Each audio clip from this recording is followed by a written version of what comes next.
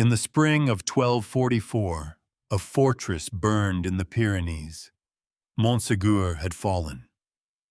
High above the valleys of southern France, the last defenders of a condemned faith were brought down from their mountain refuge. The Cathars, branded heretics by Rome, faced defeat, imprisonment, and the fire. But as the smoke rose from the slopes below the castle, another story began to take shape. Something, people later whispered, had escaped. A treasure. A book. A secret teaching. Perhaps even survivors, slipping away into the dark before the end. And centuries later, one question would refuse to die. Were the Cathars somehow connected to the Knights Templar? The answer is not simple. It rarely is when ashes are all that remain. Because Montségur is not only a place of history, it is a place where history begins to blur at the edges, where political violence, religious fear, and later imagination gather around the same ruined stones. The mountain gives us facts. It also gives us shadows. Before we venture further into the shadows, take a moment to subscribe, so you never miss a secret that history has tried to forget. And as we begin, leave a comment letting us know where in the world you are watching from tonight. It's a reminder of how far these forgotten echoes can reach. Tonight, we begin with a mystery carefully held at a distance. Not the easy kind, where every rumor becomes proof. Not the theatrical kind, where every silence hides a conspiracy. But the older, stranger kind, a mystery born from destruction. The Cathars were crushed. The Templars would later be destroyed. Both were accused. Both were feared. Both left behind enough unanswered questions for legend to enter. But did their paths truly meet? Or did two ruined orders, separated by evidence yet joined by imagination, become one story only after the fires had gone cold? Chapter 2. The heresy Rome could not ignore. To understand why Montségur mattered, we have to step down from the mountain and enter a more difficult landscape. Not the landscape of castles and armies yet, but of belief. The people we now call Cathars did not usually call themselves Cathars. That name is part of the problem. Much of what we know comes from their enemies: churchmen, polemicists, inquisitors, officials trained to identify error and pull it into language the church could prosecute. When a movement is remembered mostly through the records of those who condemned it, the historian has to walk carefully. Every sentence must be weighed. Every category may already contain an accusation. Still, something was there. Across parts of Languedoc, and beyond it, medieval observers encountered men and women who seemed to live a religious life outside the approved structures of Rome. They rejected the authority of the Catholic priesthood. They questioned the sacraments. They treated the material world not as God's good creation, but as a place of corruption, suffering, and spiritual captivity. For the Church, this was not a small disagreement. It struck near the center of Christian order. The world, in ordinary Catholic teaching, was fallen but still created by God. Matter could be wounded by sin, but it was not evil in itself. Bread and wine could become holy. Water could cleanse. A body could be buried with hope. Marriage, birth, and the rhythms of ordinary life had a place within divine history. The Cathar vision, at least as their opponents described it, was more severe. The visible world was not simply damaged. It belonged to a lower, darker power. Human souls were trapped within bodies. Salvation meant release from the prison of flesh and matter. The true life was elsewhere, beyond the reach of hunger, possession, violence, and decay. It is easy to see why such a belief unsettled medieval society. It was not only theology, it touched everything. If the material world was suspect, then what of marriage? What of wealth? What of oaths sworn over land?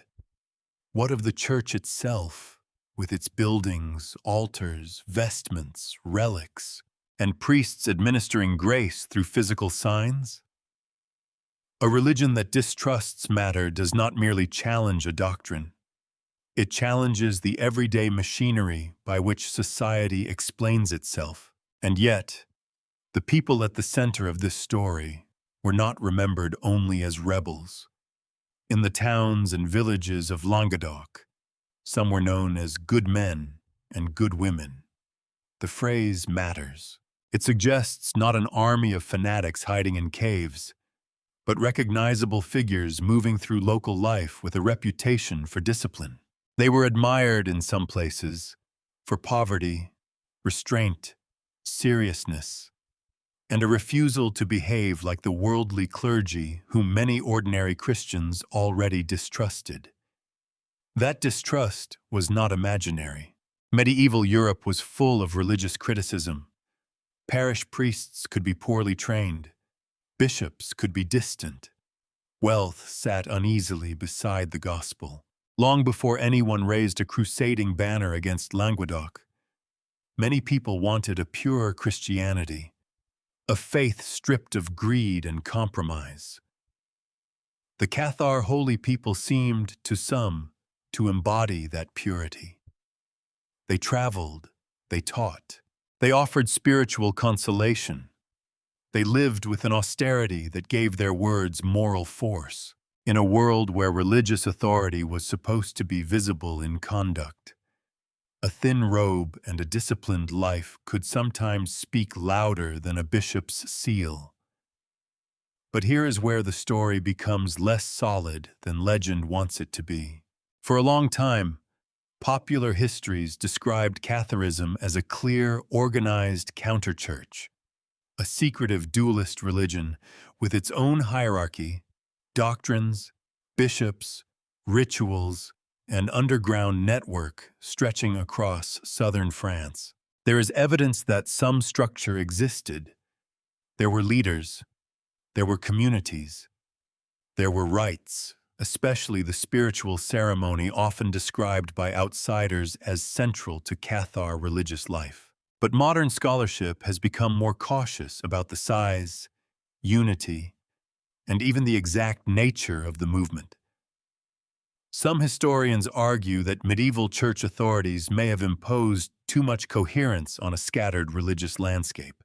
They may have taken diverse forms of dissent, local reform, anti-clerical feeling, and non-conforming belief, then gathered them under one threatening label. This does not mean the Cathars were invented from nothing. That would be too simple in the other direction. People were questioned. Teachings were recorded. Communities were remembered. Men and women died for beliefs that were not safely Catholic.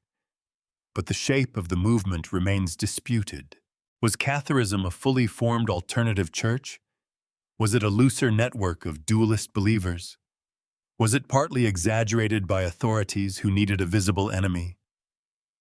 The answer may vary by place and decade. Medieval religion was not always tidy.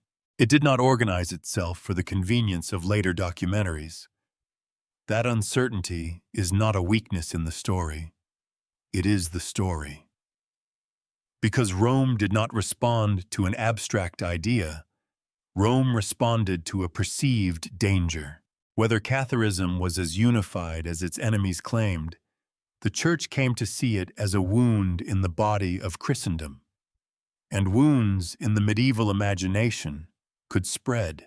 The most alarming thing about the Cathars may not have been that they existed. It was that they seemed respectable. They were not foreign invaders. They did not arrive as an army from beyond the frontier. They lived among Christians, spoke local languages, moved through familiar towns, and were sometimes protected by families of influence. They could be neighbors, relatives, household guests, spiritual advisors. That made them harder to dismiss. A distant enemy can be fought at the edge of the map. A heresy inside Christian society is more intimate. It turns the familiar into a question. This is one of the details often missed when the Cathars are treated only as victims of persecution or as keepers of mysterious wisdom. To the Church, their danger was practical. They offered an alternative route to holiness. They weakened trust in priests. They made official sacraments seem unnecessary, even false. And they did so not through spectacle, but through discipline. A corrupt priest is an argument against himself. An austere heretic is an argument against the system. That, perhaps, is what Rome could not ignore. In Languedoc, the problem was made worse by the social world around it. The Cathars did not survive in a vacuum. They survived where local loyalties, noble protection, urban independence, and criticism of clerical wealth gave them room to breathe. Their beliefs may have been spiritual, but their survival was political. Every sermon against them had to pass through the realities of land, family, patronage, and power. So before we speak of crusade, massacre, and mountain fortresses, we have to sit with this quieter beginning. A religious challenge that was both real and difficult to define. A movement that may have been less unified than legend imagines, but more unsettling than a mere misunderstanding. A faith remembered through hostile records, yet not entirely erased by them. The mystery of the Cathars begins here, not with treasure, but with testimony. Who were they really? What did they believe when no inquisitor was writing it down? How much of their image was born from their own teaching, and how much from the fear of those who hunted them? The answers remain partial, but partial answers can still illuminate a world. And in this case, they reveal a church increasingly convinced that persuasion alone would not be enough. Chapter 3. Languedoc, the land between worlds. Before Languedoc became a battlefield, it was a borderland of habits, languages, loyalties, and possibilities. To imagine it only as a nest of heresy is to begin the story where its enemies wanted it to begin. Southern France in the late 12th and early 13th centuries was not a single dark corner waiting to be corrected. It was a living region of towns, castles, trade routes, family alliances, and local customs that did not always bend easily toward Paris or Rome. The very word France can mislead us here. The kingdom existed, of course, but royal power did not yet press evenly across the map. In the south, noble houses guarded their rights with a confidence that came from long habit. Counts, viscounts, castellans, city elites, and local patrons moved through a world where authority was layered rather than simple. A lord might owe homage in one direction, marry into influence in another, negotiate with a town, quarrel with a bishop, and still behave as though no distant king had the final word over his own valley. This mattered. Heresy does not survive only because someone believes it in private. It survives when the surrounding world gives it shelter, ambiguity, or delay. Languedoc offered all three. Its towns were not passive villages waiting for instruction.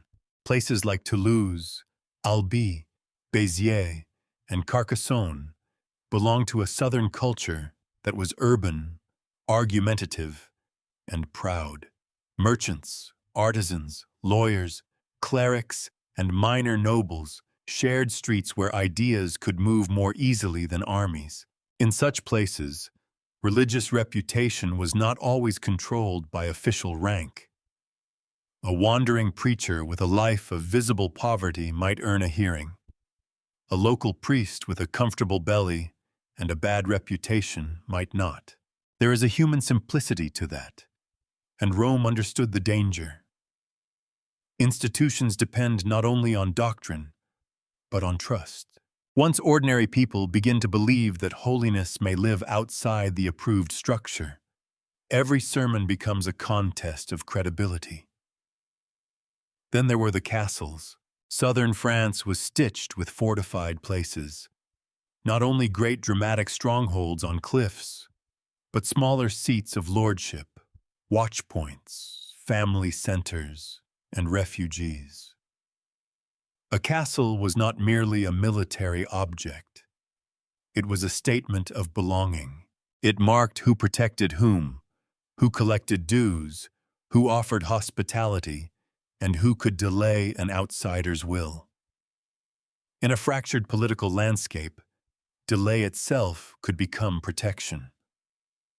A Cathar preacher did not need an empire. He needed a sympathetic household, a tolerant town, a noble cousin, a quiet room, a road where someone knew the next safe door. A belief could move through kinship as much as through theology, and kinship in Languedoc was dense. Families crossed the boundaries that later historians prefer to draw neatly. A noble house might include loyal Catholics, critics of the clergy, protectors of suspected heretics, ambitious crusaders, and people who simply wanted to keep their lands from being swallowed by a larger power. The temptation is to sort them into clean moral categories. Believers here, persecutors there, hypocrites in the middle. But medieval life rarely obeyed such tidy arrangements. A lord might protect Cathars because his sister had received their consoling rites. Another might tolerate them because half the families in his district respected them.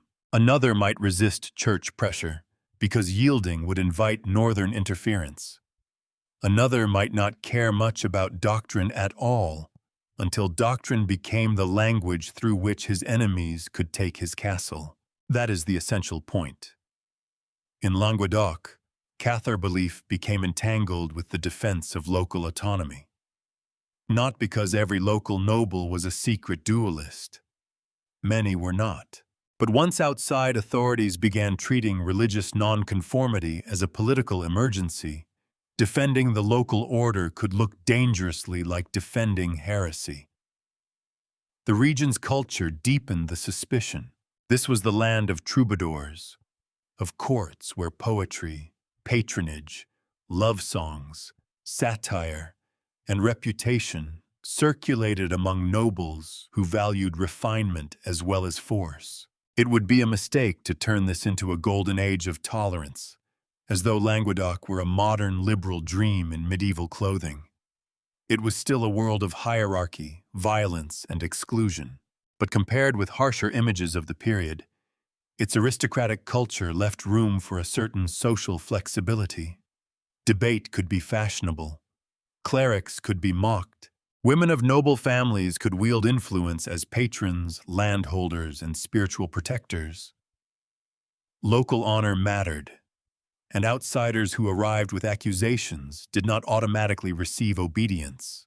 This atmosphere helped create the later romance of the Cathars. It is not hard to see why. A sunlit southern world of poets and castles, overrun by crusaders from the north, makes a powerful story. It feels almost too ready-made. Beauty destroyed by authority, song interrupted by the sword. But we should be careful. Romance can flatten the past almost as badly as propaganda. Languedoc was not innocent simply because it was attacked. Rome was not anxious for no reason. Cathar communities, however difficult to define, did challenge the religious order of the age. The church did believe souls were at stake. The conflict was not a cartoon of freedom against darkness. It was more troubling than that. It was a collision between different kinds of order. The Church imagined Christendom as a body that required unity in belief and sacrament. Southern nobles imagined authority as something negotiated through custom, family, and local right. Towns had their own interests. Reformers wanted cleaner religion. Cathar holy people offered an alternative purity. And into this mixture came the growing power of northern France, where the dream of tighter control over the South was never far from the language of holy correction. When people ask why Catharism survived for so long, they often look first for secret doctrines. But the more practical answer may be more revealing. It survived because enough people found reasons not to destroy it immediately. Some admired its holy men and women. Some feared the consequences of denunciation. Some resented bishops. Some disliked northern influence. Some preferred peace over investigation. Some may have believed deeply. Others simply lived in a world where religious difference had become familiar, woven into marriage ties, patronage networks, and everyday memory. Heresy, in this sense, was not hiding beneath Languedoc like a buried object. It was threaded through the region's social fabric. To pull it out would mean pulling at everything else. That is why the coming violence would be so devastating. The campaign against Catharism would not strike only at theology. It would strike at the political culture that had allowed the theology to breathe. It would test whether local lordship could survive when Rome named a spiritual enemy and northern ambition found a banner under which to march. By the time the Church lost patience, Languedoc had already become more than a place on a map. It had become a problem, too independent to control easily, too entangled to cleanse neatly, too Christian to treat as foreign, and too suspect to leave alone. The tragedy was not that a remote heresy was discovered in the mountains. The tragedy was that an entire region became readable as a threat. And once a land can be read that way, every castle becomes suspicious, every patron becomes compromised, every act of tolerance begins to look like rebellion. Chapter 4. When preaching failed. At first, the answer was not supposed to be war. That is easy to forget, because the story of Languedoc is so often remembered through fire, siege, and the terrible certainty of armed men. But before crusaders came south, before castles were taken and cities were made examples, the Church tried to win the argument with words. For Rome, heresy was not simply a legal problem. It was a wound in the imagination of Christian society. If false beliefs spread, then souls were endangered. If souls were endangered, then bishops and popes could not claim they had merely watched from a distance. They were shepherds, at least in the language they used for themselves, and shepherds were expected to search for the sheep that had wandered. The difficulty was that in Languedoc, the wandering sheep did not always consider themselves lost. So the Church sent preachers. Some came with learning. Some came with authority. Some came with frustration already in their bones. They entered a region where official religion had lost part of its persuasive force, not because everyone had become Cathar, but because the moral contrast was uncomfortable. A Catholic cleric urging obedience could be met by the sight of Cathar, holy people living with an austerity that seemed closer to the gospel than the lives of many priests. That did not make Cathar doctrine acceptable to Rome, but it made the Church's task harder. Persuasion depends on the person doing the persuading. And in Languedoc, the Church had a credibility problem. The more perceptive reformers understood this. They did not think heresy could be defeated only by denunciation.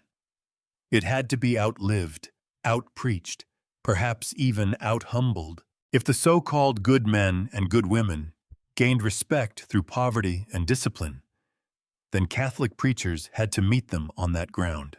Fine horses, rich clothing, and the heavy machinery of office would not impress people already suspicious of clerical wealth. This is one reason the early struggle against Catharism belongs not only to the history of repression, but to the history of reform.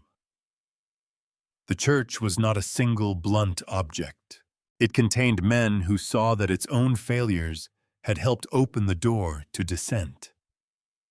Heresy could be condemned, yes, but condemnation did not answer the accusation made by a corrupt life. A sermon on obedience sounds different when the preacher is well-fed and the heretic is barefoot. The Church also placed pressure on local nobles. This was unavoidable. Catharism survived partly because it had room to survive, and that room was often provided by lords who tolerated, protected, or simply failed to punish suspected heretics on their lands. Rome expected Christian rulers to defend Christian truth.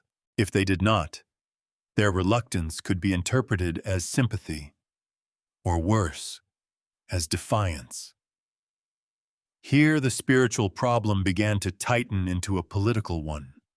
A noble might say he was maintaining peace. A bishop might say he was sheltering enemies of God. A lord might insist that local custom required caution. A papal representative might hear only evasion. Each side had its own language for the same delay, and delay, in a crisis of faith, can look like betrayal. This is where impatience entered the story. Not all at once, not as a sudden madness, more like a pressure building behind a door that would not open. Missions were sent, councils issued warnings, local elites were urged to act. Excommunications and threats accumulated. Reform preaching tried to reclaim the moral ground, but the results were uneven. And to those who believed eternal souls were being lost, uneven results were not enough.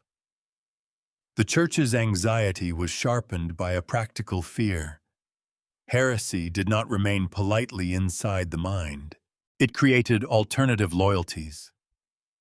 If people received spiritual consolation from Cathar holy figures, trusted their teaching, welcomed them into homes, and protected them from authorities, then a rival religious world was already functioning.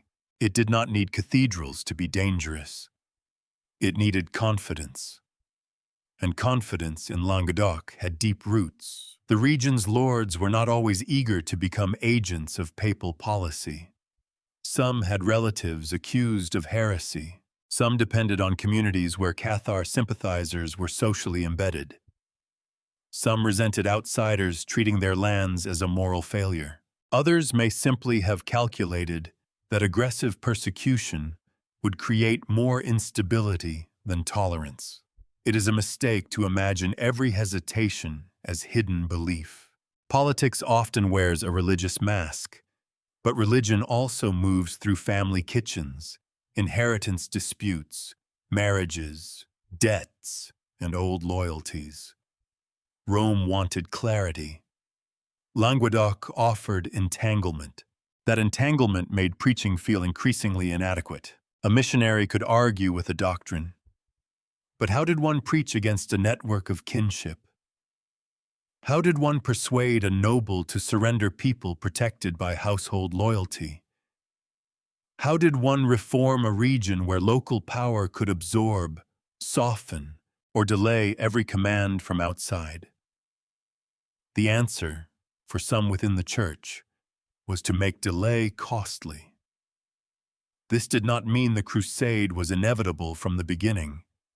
History rarely moves with that kind of machinery. There were choices, personalities, failures, provocations, and moments when other paths might have remained open. But by the early 13th century, the mood had changed.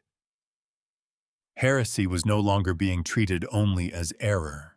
It was becoming disobedience, and disobedience, when committed by nobles, towns, and regions, could be answered with force. That shift is one of the most important turns in the entire story. A wrong belief can be corrected, at least in theory, by teaching. A rebellious society must be subdued. Once the church began to see the problem in those terms, the language hardened. The heretic was not merely mistaken, he was contagious. The protector of heretics was not merely negligent, he was complicit. The Lord who failed to act was not merely weak, he was obstructing the purification of Christendom. The moral vocabulary of pastoral concern began to share space with the vocabulary of punishment. And punishment needed instruments. In a different region, under different political conditions, perhaps the campaign against heresy would have remained a matter of preaching and local repression. But Languedoc had something that made it especially vulnerable. It was desirable. Its cities, roads, lands, and lordships were not abstractions. They were prizes. Northern nobles could hear the call to defend the faith and also see the possibility of advancement. Spiritual urgency and worldly ambition did not have to contradict each other. They could travel under the same banner. That is the uncomfortable truth at the center of this moment. The church may have feared for souls, lords may have wanted land, reformers may have wanted purity, local rulers may have wanted autonomy. None of these motives cancels the others. Medieval violence was often strongest when different ambitions found a shared moral language. The failure of preaching did not simply prove that words were weak. It revealed that too many people wanted different things from the crisis. Some wanted conversion, some wanted obedience, some wanted reform, some wanted confiscation, some wanted the South brought to heel. The more those desires overlapped, the easier it became to imagine war as a holy solution. And yet, before the armies marched, there was still something almost tragic about the gap between what was said and what was coming. The church spoke of saving souls. The South heard threats against its families and customs. Preachers spoke of truth. Lords heard the approach of outside control. Rome demanded action. Languedoc answered slowly, cautiously, sometimes defiantly. In that delay, the final argument for peace weakened. The road to crusade was not paved only by hatred. It was paved by failed persuasion, mutual suspicion, wounded authority, and the growing belief that patience had become dangerous. When preaching failed, the church did not abandon language. It changed the meaning of the words. Heresy became rebellion. Correction became conquest. And Christian land began to look, in the eyes of armed Christendom, like a place that could be invaded for the salvation of its own soul. Chapter 5. The Crusade Against Christians. The language of crusade had been shaped, for generations, by distance. It belonged to roads leading east, to ships crossing the Mediterranean, to the imagined horizon of Jerusalem. A crusader took the cross to fight enemies beyond the familiar boundaries of Latin Christendom. The journey itself carried meaning. It was difficult, expensive, dangerous, and sacred. A man left home, confessed his sins, armed himself, and walked toward a land where salvation and violence had become terribly intertwined. Then that language turned inward.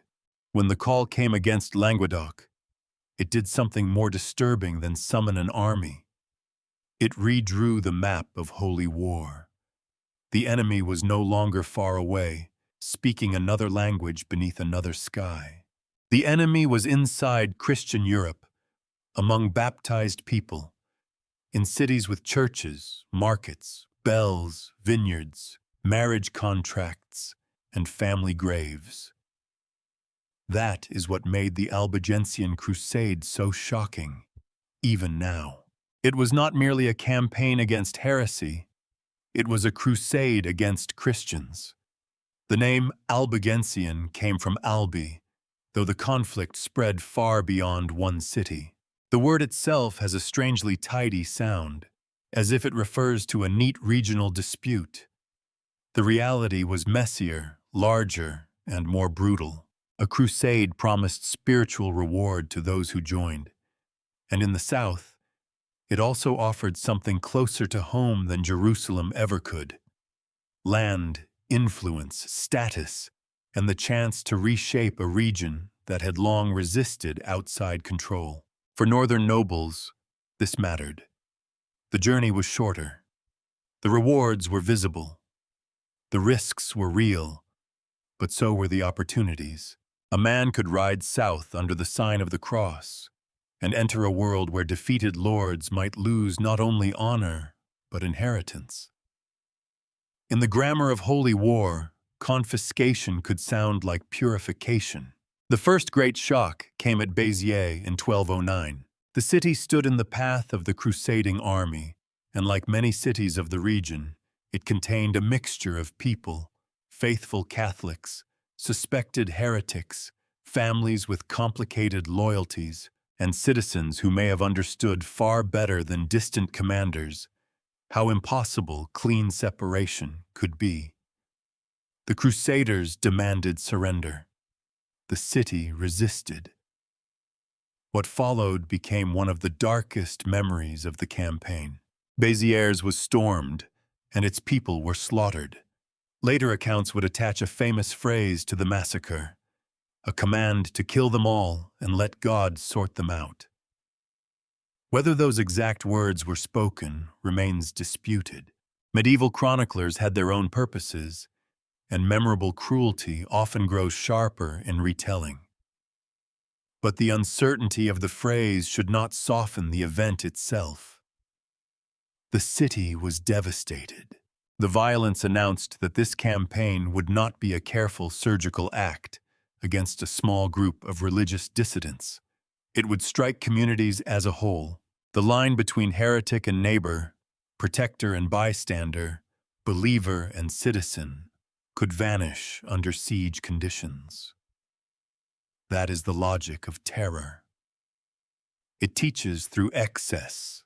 Béziers sent a message before any formal proclamation could fully explain it. If a city protected heretics, or was believed to protect them, the entire city could pay. The crusade did not need perfect knowledge. It needed submission. Then came Carcassonne. If Béziers was remembered for horror, Carcassonne revealed the political future of the war. Its walls, towers, and strategic position made it more than a symbol. It was a prize. When the city fell, the machinery of conquest became clearer. The struggle against heresy could remove local rulers and place power into new hands. Southern lordship, already suspect, could be replaced by men whose legitimacy came from crusading victory. Here, the war began to show its second face. One face looked upward, speaking of God, purity, and endangered souls. The other looked across fields, roads, tolls, and fortresses. Neither face was simply false. That is what makes the history uncomfortable. Many crusaders may have sincerely believed they were defending the faith. Many also stood to gain from the defeat of the South. The sacred and the practical did not cancel each other. They reinforced each other. A castle taken in the name of orthodoxy was still a castle taken. Across Languedoc, strongholds became tests of obedience. Some surrendered. Others resisted. Alliances shifted under pressure. Local nobles had to calculate not only what they believed, but what they could survive. A lord who had tolerated Cathars for years might suddenly discover that tolerance had become evidence against him. A family connection could become a liability. A reputation for independence could be rewritten as complicity. The crusade changed the meaning of the past. Actions that once belonged to local politics were now read through the lens of heresy. Hospitality became suspicious. Delay became rebellion. Protection became proof. This is one reason campaigns of purification are so dangerous. They do not merely punish present acts. They reinterpret whole lives. For ordinary people, the effect must have been bewildering. The conflict arrived wrapped in theology, but it moved through granaries, gates, streets, and household decisions. The question was not only, "What do you believe?" It was also, "Who is your Lord? Who has entered your town? Who do your relatives protect? Which army is nearest? Which answer will keep your children alive?" The crusade against Languedoc was not fought in a world of pure motives. It was fought in the human world, where fear and loyalty make doctrine harder to separate from survival. And yet, the religious element cannot be dismissed as a decorative excuse. To medieval churchmen, heresy was not a private opinion. It was a danger to salvation and a corruption of Christian unity. To tolerate it was, in their view, to allow poison into the body of the faithful. That belief gave the campaign its moral force. It also gave violence a frightening confidence. When an army believes it is saving souls, it may become less interested in listening to bodies. This is the central tragedy of the Albigensian Crusade. A spiritual crisis became a military solution, and the military solution created consequences far beyond the original religious question. Languedoc's political independence weakened. Northern influence deepened. Local dynasties were damaged or displaced. The church gained new tools and habits for confronting dissent. The language of internal purification became more practical, more administrative, more severe. The Cathars did not disappear overnight. Belief rarely obeys the timetable of conquest. Some communities survived. Some holy men and women continued to move quietly through the region. Some nobles still offered protection where they could. But after Béziers and Carcassonne, the world around them had changed. The sheltering landscape of Languedoc was no longer simply a web of tolerant households and negotiated authority. It had become occupied, watched, contested, and increasingly dangerous. In that sense, the crusade did not only attack Catharism, it attacked the conditions that had allowed Catharism to live. This matters for the larger mystery, because later legends often imagine the Cathars as a hidden stream flowing untouched beneath history, carrying secret wisdom from castle to castle until it somehow reached the Templars. But the real picture is harsher and less convenient. War breaks networks. It scatters families. It destroys archives, interrupts memory, and forces people to lie, flee, recant, or vanish into ordinary life. The aftermath of the crusade created silence, and silence is where later imagination often goes to work. Still, in the early 13th century, the Templars were not the central actors in this southern drama. They belonged to another story, another geography of crusade, another institutional world. The men reshaping Languedoc were crusaders, bishops, legates, northern lords, local rulers, and frightened communities caught between them. The mountain fortresses would come later. The inquisitors would come later. The myths of treasure, hidden teaching, and secret survival would come later still.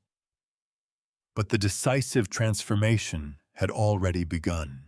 A land that had once frustrated preachers was now being remade by armies. The cross, once a sign of pilgrimage toward a distant holy war, had been carried into the vineyards and cities of Christian Europe. And beneath that sign, the boundary between saving a region and possessing it became dangerously thin. Chapter 6. The nobles who protected the flame. The Cathars did not survive in Languedoc because they were invisible. That is one of the first myths we have to set aside. The story is often told as if Cathar holy men and women moved only through tunnels, secret rooms, and moonlit mountain paths, hidden from everyone except a few initiated guardians. There were certainly moments of danger, concealment, and flight. But for much of the earlier period, the more unsettling truth is that many were not hidden enough. People knew who they were. They appeared in houses. They visited the sick. They taught in private rooms, and sometimes in settings that were not as private as later legend would like. They were welcomed by families who understood perfectly well that the church disapproved. Their survival depended not on a grand underground order, but on something more ordinary and more powerful, protection woven into local society, and that protection often came from nobles. This does not mean every southern lord who tolerated Cathars was secretly one of them. That image is tempting, especially because it gives the story a romantic clarity. A castle on a ridge, a noble family guarding forbidden wisdom, a persecuted faith sheltered by brave aristocrats who knew the truth. It is a beautiful picture. It is also too neat. The reality was harder to classify. Some nobles may indeed have believed Cathar teachings, or at least respected Cathar holy people deeply. Some had relatives who received their spiritual rights. Some noblewomen, in particular, appear in the wider story not merely as background figures, but as patrons, sympathizers, or members of households where Cathar influence could be sustained. But belief was only one strand in the knot. Family was another. In medieval Languedoc, heresy was not always an abstract danger located somewhere else. It could sit at the same table. A suspected believer might be a cousin, a mother, a household servant, a tenant, a trusted advisor, or a neighbor whose family had been tied to yours for generations. To hand such a person over was not simply to obey a bishop. It was to rupture a web of obligation. Modern readers sometimes underestimate this. We imagine authority moving in straight lines. Rome commands, bishops enforce, lords comply. But local society was not a clean diagram. It was a dense field of promises, inheritances, marriages, debts, favors, grievances, and memories. A lord did not rule over strangers. He ruled among people whose loyalty he needed, whose families he knew, and whose resentment could make his own position weaker. So when the church demanded action, some nobles hesitated. That hesitation could come from sympathy. It could also come from calculation. A lord who persecuted too aggressively might destabilize his own lands. A lord who refused entirely might invite accusation from outside powers. Every choice carried risk. In a world where religious language could quickly become political weaponry, even inaction became a statement. This is what made the southern nobility so difficult for Rome to handle. Their tolerance was not always ideological. Sometimes it was practical. Sometimes it was personal. Sometimes it was simply the habit of a region where different religious currents had existed long enough to become familiar. And familiarity is one of the great enemies of persecution. It is easier to condemn a category than a face. Heretic sounds clean when spoken in a council chamber. It sounds different when the accused person once nursed your child, arranged your marriage alliance, managed your estate, or prayed beside your dying father. The church wanted the language of spiritual danger to override local memory. In Languedoc, it often did not. There was also the matter of power. Northern intervention threatened more than religious dissent. It threatened the autonomy of Southern lords. A noble who cooperated fully with papal pressure might preserve his reputation for orthodoxy, but he could also open the door to outside scrutiny. Once outsiders claimed the right to judge the spiritual health of his lands, they might also judge his fitness to rule them. And if he were found wanting, the consequences could be very material. Land could change hands. Titles could be challenged. Castles could be seized. In this sense, protecting suspected heretics could overlap with protecting lordship itself. Not because the two causes were identical, but because the attack on one could become the excuse for an attack on the other. A Southern lord did not have to be a Cathar to fear a crusader with a legal claim and an appetite. This is where the politics of survival enters the story. Some nobles tried to maneuver between pressures, offering limited cooperation while avoiding the total destruction of local networks. Others resisted more openly. Others shifted position as military fortunes changed. Their choices can look inconsistent if we expect them to act like characters in a legend, but they make more sense if we see them as people trying to preserve land, kin, honor, and breathing room in a crisis that kept changing shape. The protectors of Cathars were not all saints of tolerance. They were not all secret heretics. They were not all cynical opportunists. They were medieval nobles, which means they lived by a code in which faith, family, violence, inheritance, and reputation were rarely separate compartments. That complexity matters, because later conspiracy stories often depend on turning complexity into design. They imagine a deliberate chain. Cathar nobles protected Cathar wisdom. The wisdom passed into hidden hands. Those hands reached the Templars. The secret continued underground. But the evidence we have suggests a more fractured world. Protection was local, uneven, and vulnerable. It depended on households and loyalties more than on a master plan. The flame was protected, yes, but not always by people who agreed on what the flame meant. To one family, it may have been spiritual truth. To another, the memory of a beloved relative. To another, a defense of local honor against foreign arrogance.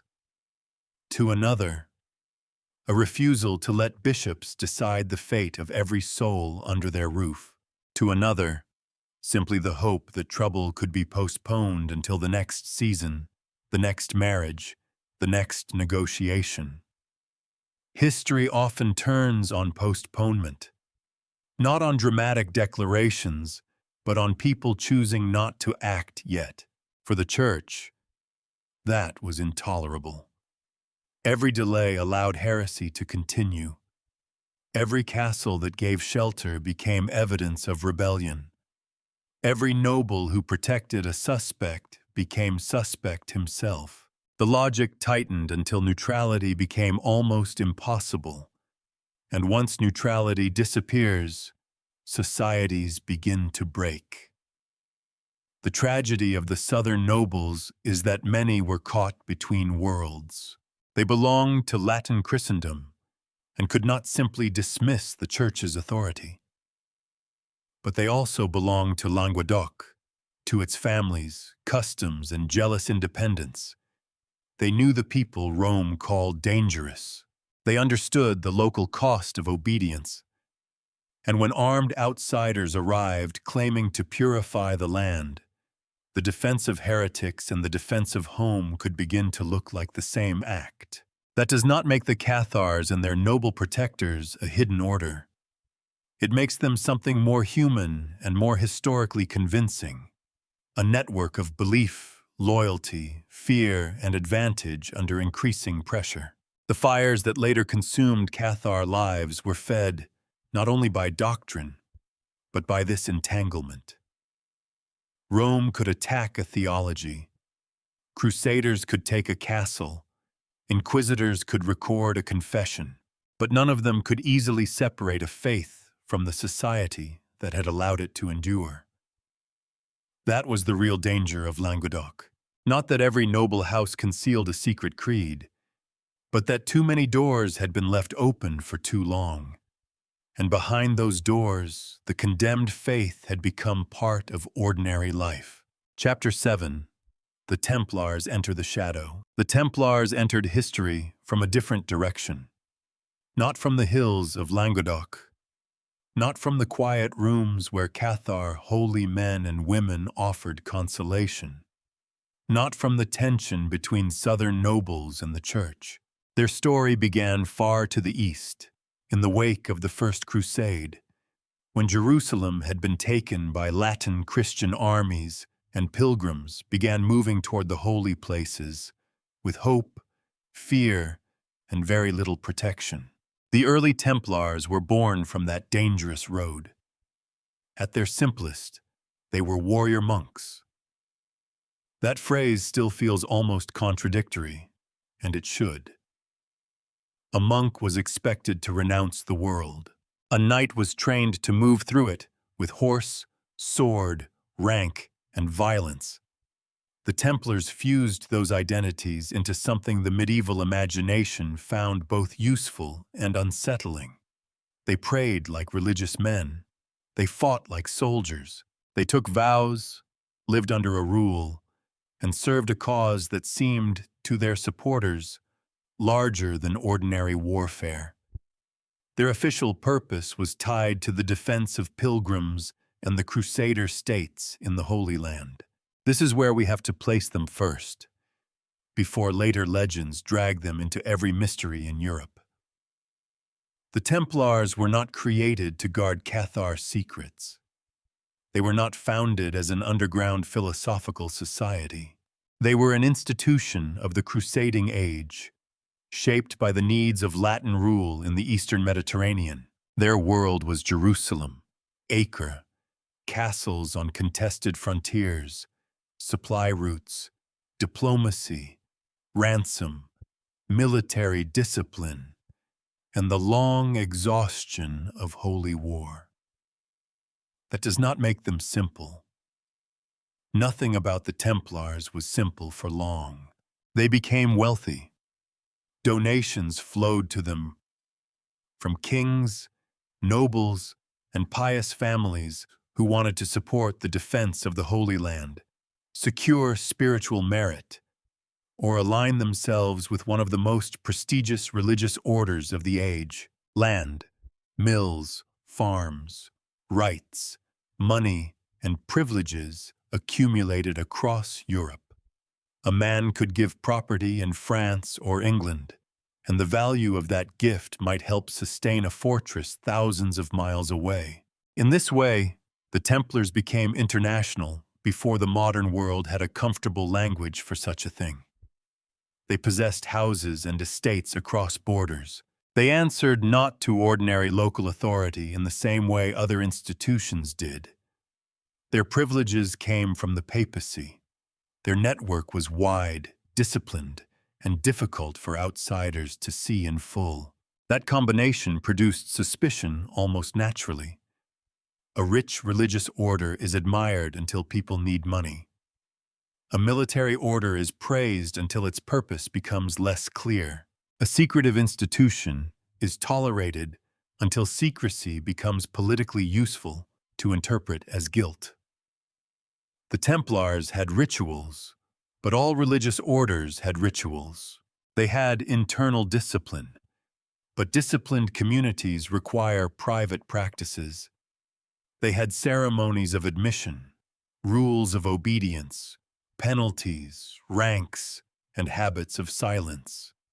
None of that proves hidden heresy. Yet from the outside, such things could look strange, especially when the order's members were powerful enough to be resented and separate enough to be misunderstood. Secrecy does not need to conceal a crime in order to generate rumors. Sometimes it only needs to conceal ordinary procedure from people already inclined to imagine the worst. This is part of the reason the Templars would later become so useful to myth. They were visible and hidden at the same time. Everyone knew their name. Few knew their inner life. They moved money, men, messages, and authority across enormous distances. They held fortresses in the east and estates in the west. They seemed to belong everywhere and nowhere, loyal to the Pope yet planted in the lands of kings, to a medieval ruler that could be useful. To a medieval ruler in debt, it could become irritating. But we are not yet at their destruction. For now, we need to understand why later generations found it so easy to place the Templars near the Cathars in imagination, even when the evidence for direct alliance remains weak. Both groups stood close to power, but in opposite ways. The Cathars, as the Church saw them, threatened Christian unity from below and within. Household by household, village by village, through an alternative path to salvation, the Templars served the Church from above and across. Armed, privileged, approved, moving under papal protection. One was condemned as heresy, the other was celebrated as holy knighthood. That contrast is important. In the period when Catharism was being hunted, the Templars were not natural allies of religious dissent. Their identity depended on obedience, hierarchy, and service to the crusading mission. They were loyal to the Church that condemned Catharism. Their vows did not make them rebels against Rome. They made them instruments of a world Rome had helped create. This is where a careful investigation must resist the gravity of legend. Because once two groups are both surrounded by fire and memory, it becomes tempting to imagine they must have shared a hidden flame. The Cathars burned as heretics. The Templars would later burn under accusations of heresy. Both were destroyed by forces larger than themselves. Both left behind stories of secrets. That parallel is emotionally powerful. But emotional power is not evidence. In the early 13th century, the Templars were occupied with their own mission. They had interests in Europe, including in southern France, but their spiritual and military identity remained tied to the Holy Land. Their houses in the West were part of a support system for that mission: recruiting, managing property, collecting revenue, maintaining connections with patrons. They were not, as far as solid evidence shows, a rescue network for Cathar teaching. And yet, the shadow gathers because their real structure invited speculation. Imagine a Templar commandery in southern France, not a fantasy temple glowing with forbidden symbols, but a working religious military estate. Brothers managing land, receiving donations, hosting travelers, sending resources onward, guarding privileges, dealing with local nobles whose families might also be tangled in the politics of Languedoc. Nearby, memories of Cathar preaching circulate. A local lord supports the Templars for reasons of prestige or piety. Another family has relatives suspected of heresy. Roads connect everything. Names overlap. Geography does what geography always does. It places different stories close enough for later minds to confuse proximity with partnership. That confusion will matter. The Templars did not need to be Cathar allies for people to later wonder about them. They only needed to be near enough, wealthy enough, disciplined enough, and secretive enough. History provided the raw material. Imagination arranged it into a pattern. But before we follow that pattern, we should keep the Templars in their proper shape. They were not wandering mystics in white mantles. They were an institution, practical, armed, devotional, bureaucratic, and deeply embedded in the crusading system. Their mystery was not that they obviously hid Cathar secrets. Their mystery was that an order built to defend Christendom could, within 2 centuries, be accused of betraying it from the inside. That reversal is one of the great dark turns of the medieval world. For now, they stand at the edge of our story, not yet fused with the Cathars, not yet dragged into the machinery of royal prosecution, not yet transformed into guardians of the Grail or keepers of lost wisdom. They are simply there, powerful, privileged, half-visible, and increasingly easy to suspect. In the long life of a legend, that is often enough. A ruined faith leaves questions, a secretive order leaves room, and when both are later swallowed by accusation and fire, the distance between them begins to shrink in memory, even if the documents refuse to close the gap. Chapter 8. 2 Orders. 1 Geography of Suspicion. The trouble with maps is that they invite patterns. Place one story on the landscape and it looks isolated. Place another near it, and the mind begins to draw lines. A Templar house here. A Cathar stronghold there. A noble family whose name appears in local politics. Then again in a donation record. Then again in a rumor. Roads crossing valleys. Castles watching the same passes. Estates belonging to men who prayed under different rules but lived under the same weather. Soon the map appears to whisper. This is where the Cathar Templar legend finds some of its strongest material, not in a document proving alliance, but in geography. Southern France was not empty space between one tragedy and another. It was crowded with institutions, lordships, memories, and obligations. The Templars had property in the region. Cathar belief had taken root in the region.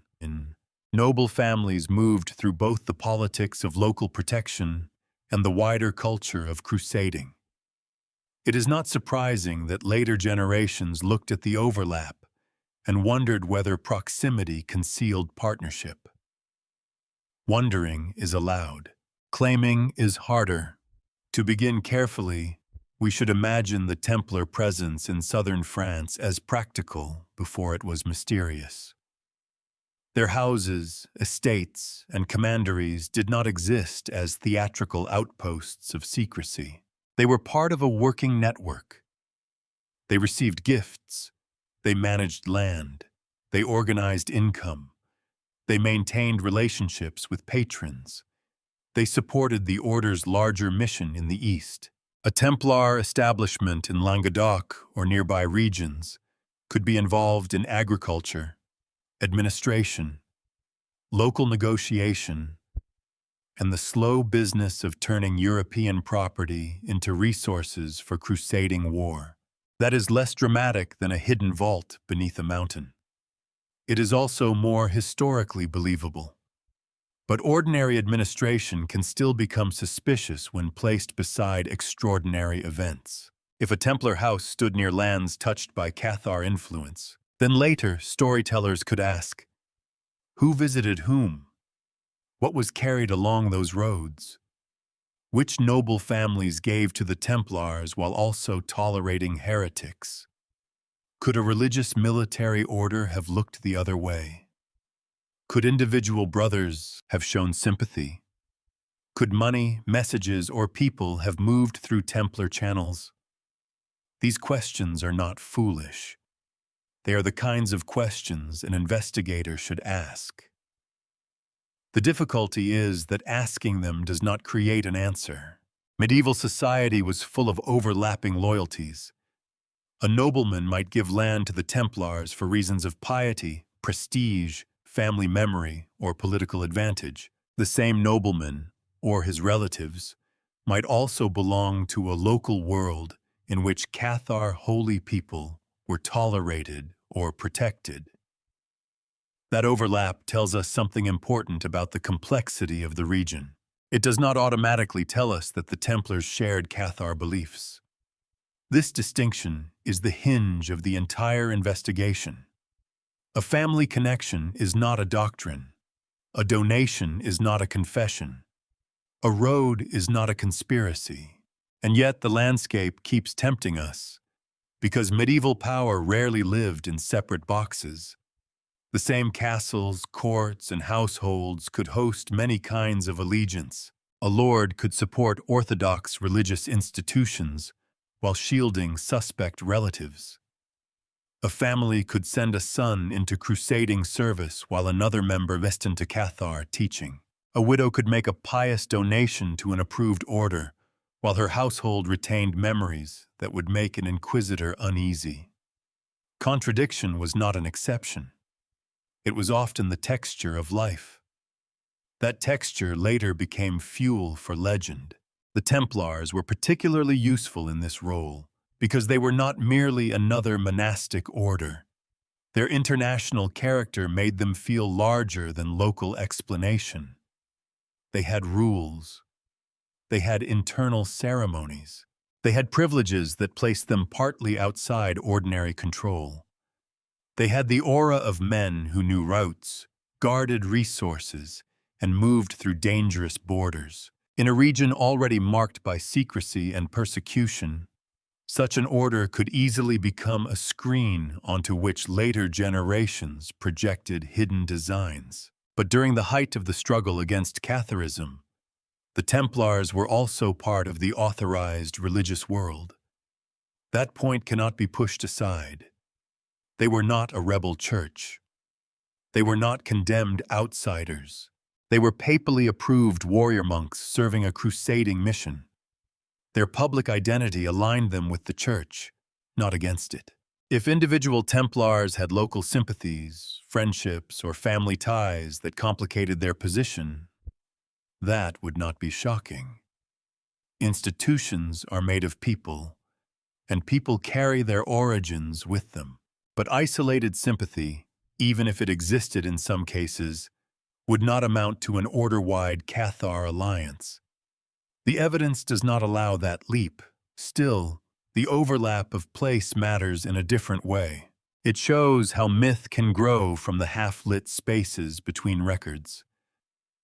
The medieval archive is not a complete map of human behavior. Many conversations were never written down. Many loyalties were deliberately obscured. Many acts of kindness, fear, or compromise left no trace. When historians say there is no proof of a Cathar-Templar connection, they are not saying every Templar heart is known to us. They are saying that the larger claims made by later legend outrun the surviving evidence. That may sound cautious, but caution is not the enemy of mystery. It is what prevents mystery from becoming costume. There is another reason geography mattered. Both Cathars and Templars became attached, in memory, to strongholds. The Cathars to the hilltop refugees of the south, especially Montségur in later imagination. The Templars to commanderies, castles, and the fortified world of crusade. Stone has a peculiar power over memory. A ruined wall can make absence feel intentional. A tower can turn a missing document into a suspected secret. When people see two ruined histories on the same regional stage, the mind searches for the passage between them. Perhaps the passage was never there, or perhaps what existed was smaller, less organized, and less satisfying than legend. Shared acquaintances, nearby estates, family entanglements, local negotiations. Moments of silence when speaking would have been dangerous. Such things are possible in any human landscape. but they do not prove a hidden transmission of doctrine, treasure, or sacred objects. This is where the story becomes more interesting than a simple yes or no. The Cathar-Templar connection may be weak as an argument of fact, but powerful as an argument about suspicion. Both groups occupied spaces that later authorities, writers, and dreamers found difficult to accept at face value. The Cathars seem to represent a forbidden Christianity outside Rome's control. The Templars seem to represent a privileged military brotherhood whose inner life was not fully visible. Put them in the same southern landscape, and the imagination begins to braid them together. Geography did not prove collaboration. It created plausibility, and plausibility, over centuries, can harden into legend if no one keeps asking what the sources actually say. So we move forward with the map still open, but the lines drawn in pencil. Templar houses in southern France. Real. Cathar memory in the same broad region. Real. Noble families caught in both local and crusading worlds. Real.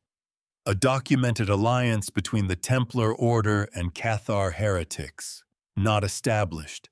The mountain, the commandery, the noble household, the road between them. These remain suggestive. They create atmosphere. They explain why the story survived. But suggestion is not proof, and atmosphere is not evidence. The deeper mystery is not that history secretly confirms the legend. It is that history gives legend just enough nearness to begin. Chapter 9. The Missing Evidence. Every investigation eventually reaches the table where the documents are laid out. Not the mountain at sunset. Not the ruined castle in mist. Not the seductive map with its roads, commanderies, and suspiciously convenient distances. The table is plainer than that. It is covered with charters, trial records, inquisitorial depositions, property grants, chronicles, condemnations, and silences. Especially silences.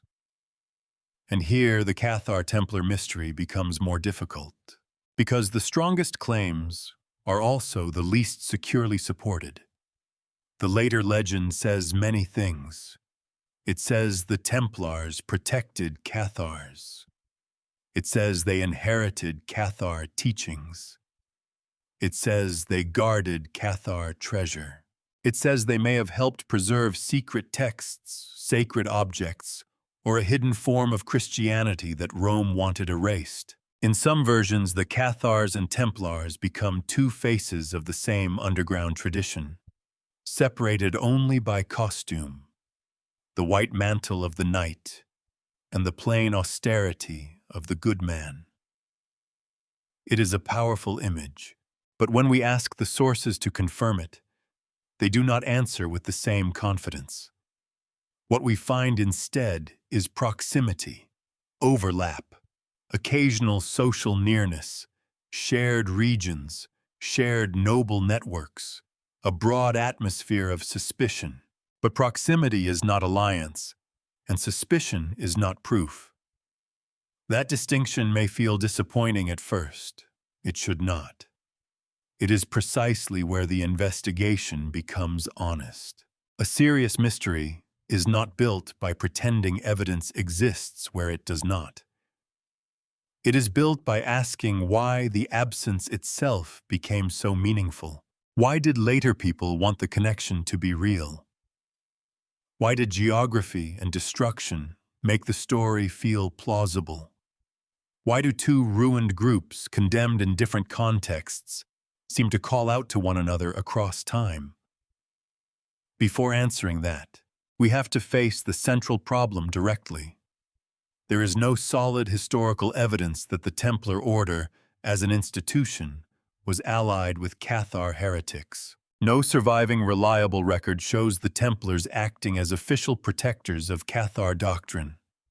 No secure document proves that Cathar treasure was transferred to them. No trustworthy medieval source demonstrates that they received Cathar scriptures, preserved Cathar rituals, or adopted Cathar theology. The order's known purpose, privileges, and public identity tie it to the papacy and to crusading in the Holy Land, not to a condemned dualist movement in southern France. That does not mean no Templar ever knew a Cathar, spoke to a sympathizer, dealt with a compromised noble family, or looked away from something inconvenient. Medieval people were not sealed inside institutional categories. A brother of the temple could come from a family with local entanglements. A donor could have mixed loyalties. A noble household could support an orthodox order while also tolerating suspected heretics. Human life produces contradictions faster than archives can record them. But individual possibility is not the same as documented connection. This is where many conspiracy histories perform their quietest trick. They move from could have to must have without admitting the step. They begin with a real fact. Templars owned property in southern France. Then they add another real fact. Catharism survived in parts of southern France. Then they place both facts under the same emotional light, and suddenly the viewer is invited to see a hidden alliance. The problem is not that the first two facts are false. The problem is that the bridge between them has not been built. A historian cannot cross a river on atmosphere. The missing evidence matters even more because medieval authorities were not shy about accusation. Churchmen wrote against Cathars. Inquisitors interrogated suspects. Royal agents later built a massive case against the Templars. Enemies of both groups had strong incentives to expose dangerous associations. If the Templars had been widely known as Cathar collaborators, or if Cathar doctrine had clearly passed into Templar practice, we might expect that accusation to appear with force when the order came under attack.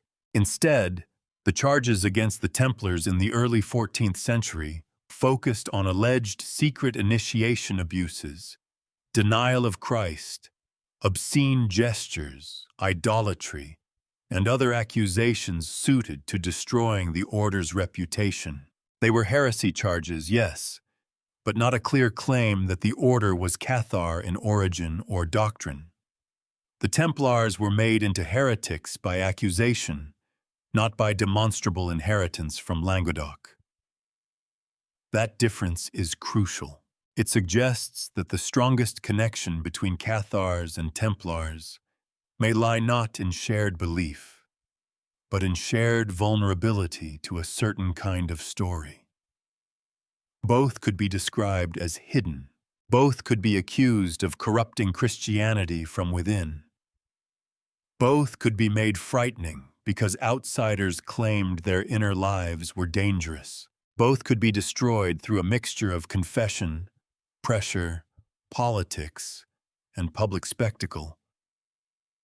But resemblance in accusation is not proof of relationship. It is proof that power often reaches for familiar language when it wants to destroy. The absence of evidence also asks something uncomfortable of us as viewers. It asks us to give up the cleaner, more exciting version of the story. The version where everything connects. The version where the Cathars do not truly vanish, because the Templars receive their secret. The version where persecution accidentally preserves the truth it tried to burn. That version satisfies a deep human desire. We do not like finality. We do not like the thought that a community can be crushed, its voice distorted, its memory scattered, and no hidden archive comes to rescue it. We want the lost to have escaped. We want the burned book to have a duplicate. We want history's victims to outwit history. Sometimes they do, but not every silence is a code. Sometimes silence means fear. Sometimes it means destruction. Sometimes it means the people who would have spoken were never allowed to write, or their words were kept only in the records of their interrogators. Sometimes it means a rumor was born later because the truth was too thin to satisfy grief. This is not an argument for closing the case with a dull thud. It is an argument for seeing the case more clearly. The Cathar Templar legend survives because it grows in the gap between documented history and emotional logic. Documented history says, the Cathars were persecuted and gradually extinguished as a public religious movement. The Templars were later arrested and dissolved under politically charged accusations. Both histories took place in a medieval world where religion, wealth, and power were inseparable. Emotional logic says, two condemned groups, both linked to secrecy and fire, must have shared something deeper. The work of this investigation is to let both truths stand where they belong. The emotional logic explains the legend. The documents limit what we can claim, and limits are not failures. They are the edges that give a story its shape. So the missing evidence does not end the mystery. It changes its nature. We are no longer searching for a proven alliance hidden in plain sight. We are watching how destroyed communities become available to imagination. How records written by enemies leave enough darkness for later centuries to fill. How a real geography of overlap becomes, over time, a mythology of transmission. The Cathars and Templars may never have shared a secret doctrine. They may have shared something less deliberate and more haunting. The fate of being remembered through accusation, absence, and flame. And when evidence disappears, or never existed at all, the human mind does what it has always done. It begins drawing lines across the blank spaces. Chapter 10. Montségur and the Legend of the Treasure. Montségur was built for legend. Even before one speaks of Cathars, treasure, secret books, or men slipping away down impossible paths. The place itself seems to invite a story larger than the record can hold. A fortress high in the Pyrenees, a long climb above the ordinary world, valleys falling away below, weather closing around the rock. The sense felt by almost every visitor that whoever came here was not merely defending walls, but withdrawing toward a last edge. That impression is powerful. It can also be dangerous. Because Montségur is one of those places where landscape begins to argue with evidence. The mountain looks like it should contain a secret. The ruin feels like the end of something sacred. And when a place feels that way, people become less patient with the duller habits of documentation. They want the stones to confess. Historically, Montségur became one of the final major refuges associated with Cathar resistance. By the time it fell in 1244, the old world of open tolerance in Languedoc had been broken. The Crusade had altered the region's politics. Pressure had intensified. The Cathar religious life that once moved through households and local networks had been driven into narrower, more dangerous spaces. Montségur stood not only as a fortress, but as a symbol of survival under siege. Its fall was therefore more than a military event. It became a wound in memory. After a long siege, the defenders surrendered. Many of the Cathar perfects, the holy men and women at the center of the faith's disciplined religious life, refused to renounce their beliefs. They were burned below the fortress. Later memory would name the place with a terrible simplicity, the field of the burned. That much already carries enough weight. It does not need embellishment. But history rarely gets to remain alone. Around Montségur gathered the rumor that something had been removed before the end. According to later accounts and traditions, A small group may have slipped out from the fortress before the final surrender, carrying something precious. What that something was depends on the storyteller. Treasure, money, sacred texts, the spiritual inheritance of the Cathars, a relic, a secret teaching. In some modern retellings, the object becomes even grander, pulled into the orbit of the Grail or hidden Christianity. The legend changes shape because its center is empty. That emptiness is what gives it power. A clearly described object would limit the imagination. An unnamed treasure can become whatever a later age most desires. For some, it is gold, the wealth of a persecuted community removed from the hands of its enemies. For others, it is knowledge, a lost scripture, perhaps a doctrine too dangerous for Rome to permit. For others still, it is a symbol of continuity, proof that the Cathars were not simply destroyed, that something essential escaped the flames. This last version may be the most emotionally revealing. The treasure matters less as an object than as a refusal to accept total defeat. It says, they did not get everything. Something survived. But what can we say with confidence? The evidence is thinner here. There are traditions about escape before the fall, and the idea that valuables may have been moved is not absurd. Besieged communities often hid or transferred resources when defeat became likely. People under threat do not wait politely for conquerors to inventory their possessions. If Montségur held money, documents, or religious materials, some attempt to protect them would be understandable.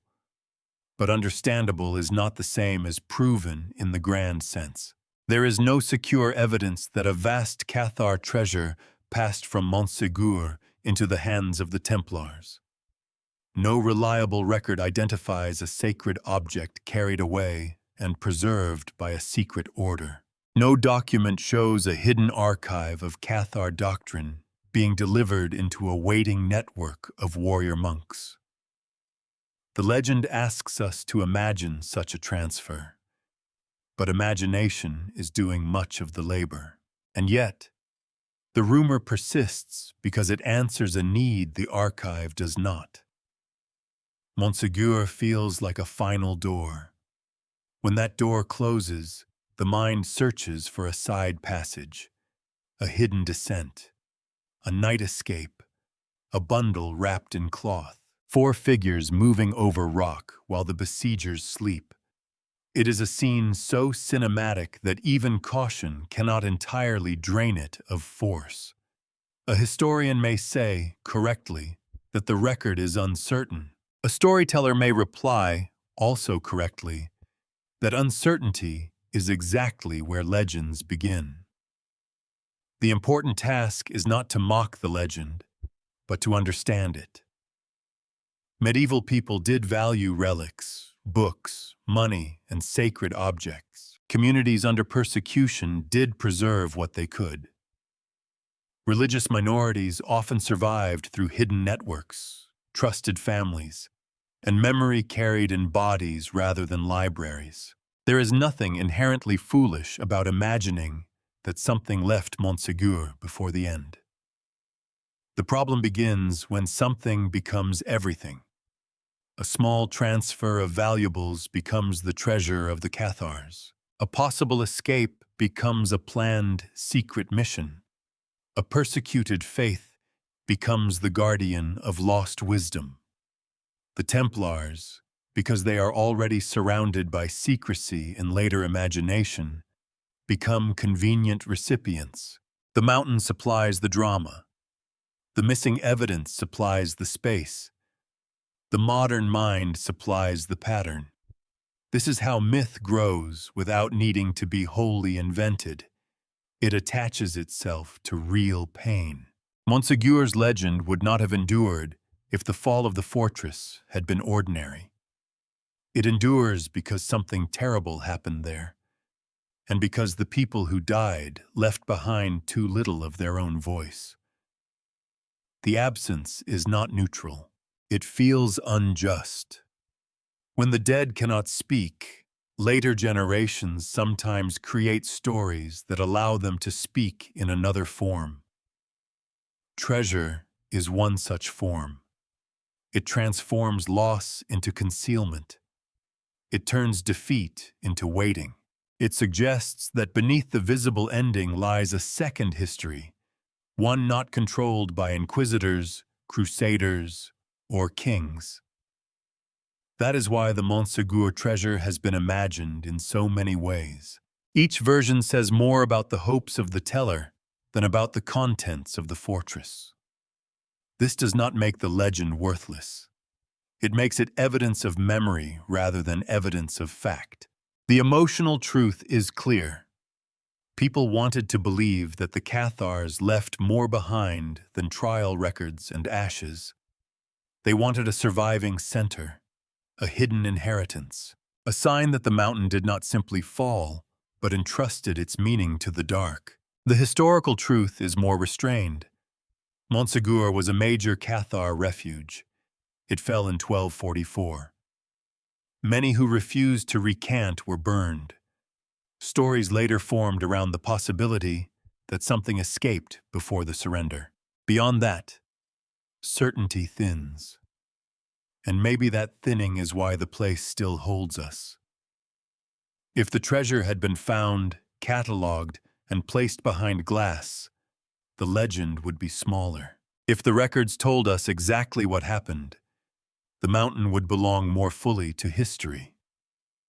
Instead, Montségur remains suspended between documentation and desire. Its ashes are real. Its treasure is uncertain. And in that gap, the fortress became something no army could quite capture. A symbol of the human refusal to believe that fire has the final word. Chapter 11. The Inquisition learns to listen. After the armies came the questions. That change may sound quieter, almost merciful, but it was not. Open war had broken the political shelter of Cathar life in much of Languedoc. Castles had fallen. Noble protection had weakened. Families had learned what accusation could cost. But belief does not vanish just because a banner has been lowered or a fortress has surrendered. It retreats into habits, into memory, into the careful language people use when danger is listening. So the Church learned to listen more closely. The repression of Catharism entered a different phase. Not only siege, but inquiry. Not only conquest, but administration. Not only the dramatic punishment of public enemies, but the patient reconstruction of invisible networks. Who had visited whom? Who had eaten with whom? Who had received consolation at a deathbed? Who had guided a holy man along a road? Who had stayed silent when silence itself could be treated as guilt? The Inquisition was not born as a single monstrous machine already complete in all its later associations. It developed over time, through papal authority, local practice, legal habits, and the growing determination to identify heresy with greater precision. Its work depended on records. It depended on testimony. It depended on making people speak. That is what gives this part of the story its strange intimacy. War sees walls. Inquisition sees relationships. A crusading army might take a city and never know the secret loyalties inside one house. An inquisitor wanted the house opened, not necessarily by force at first, but by memory. He wanted names, dates, gestures, visits, meals, blessings, phrases repeated in private. He wanted the map that no commander could draw, the map of trust. In the records left behind, we sometimes glimpse ordinary life with unsettling clarity. A person remembers a preacher arriving at night, Another recalls a sick relative visited by Cathar holy people. Someone admits to offering food. Someone else says they were present but did not understand. A neighbor names a neighbor.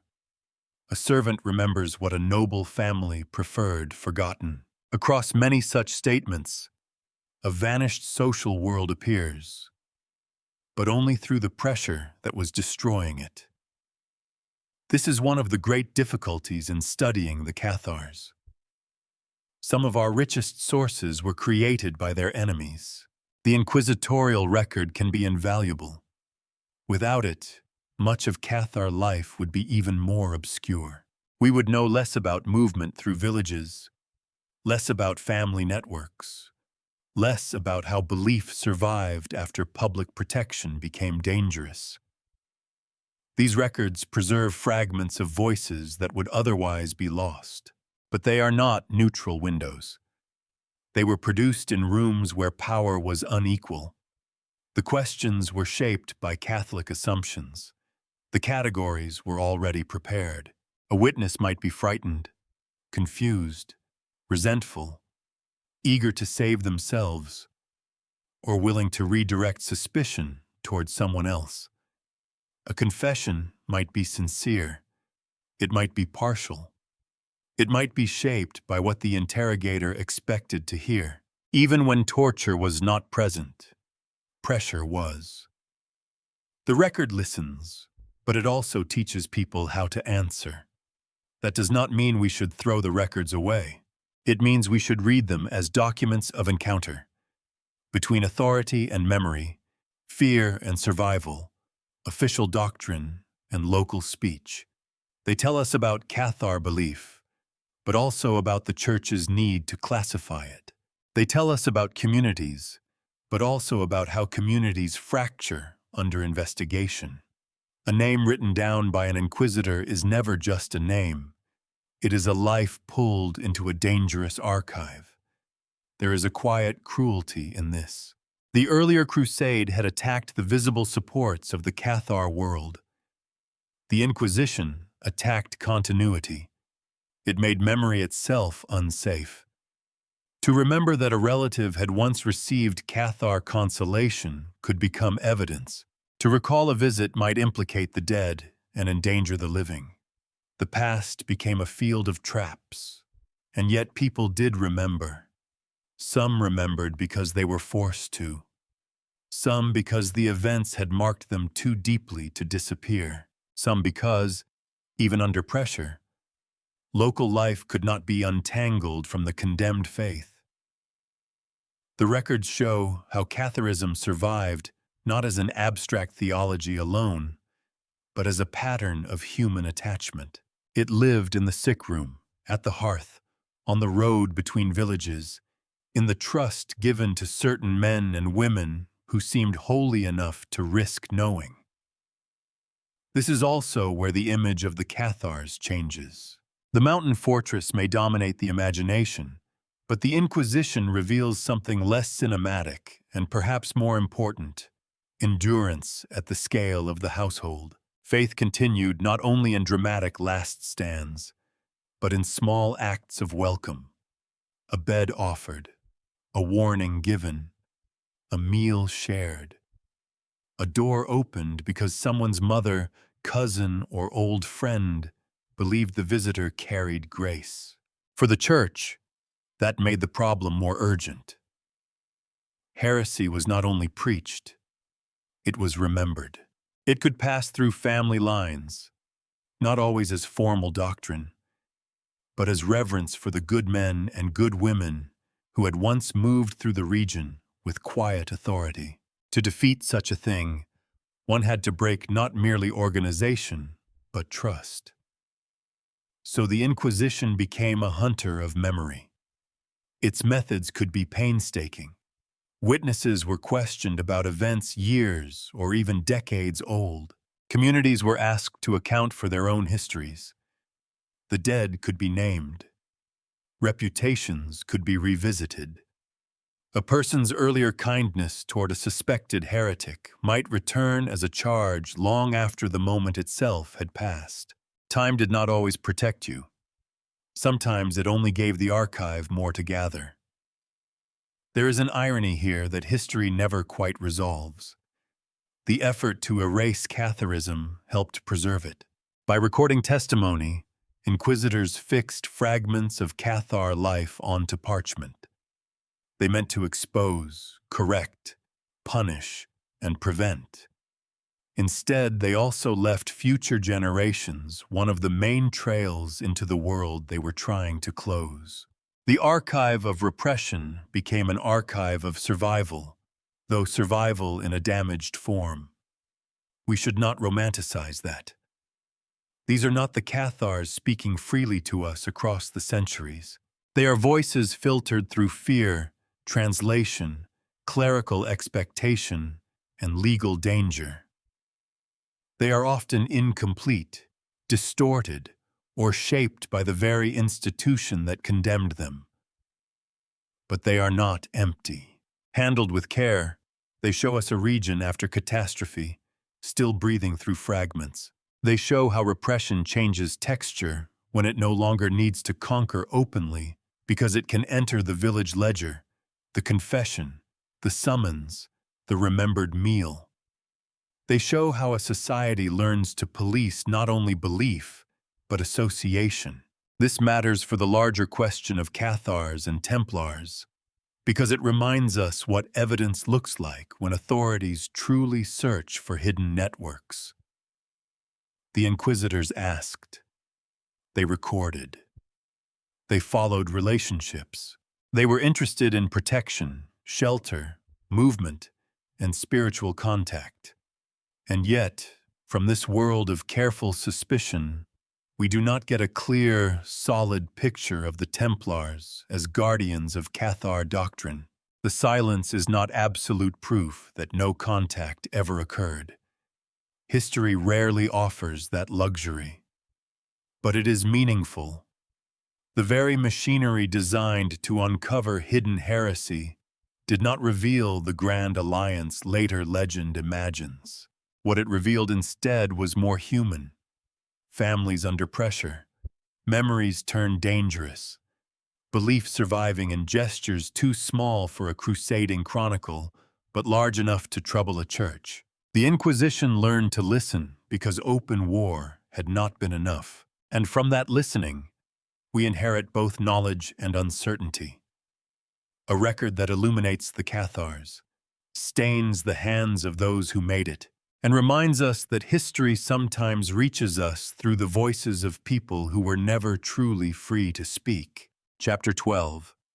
The King Who Needed a Crime. By 1307, the Knights Templar had become something dangerous.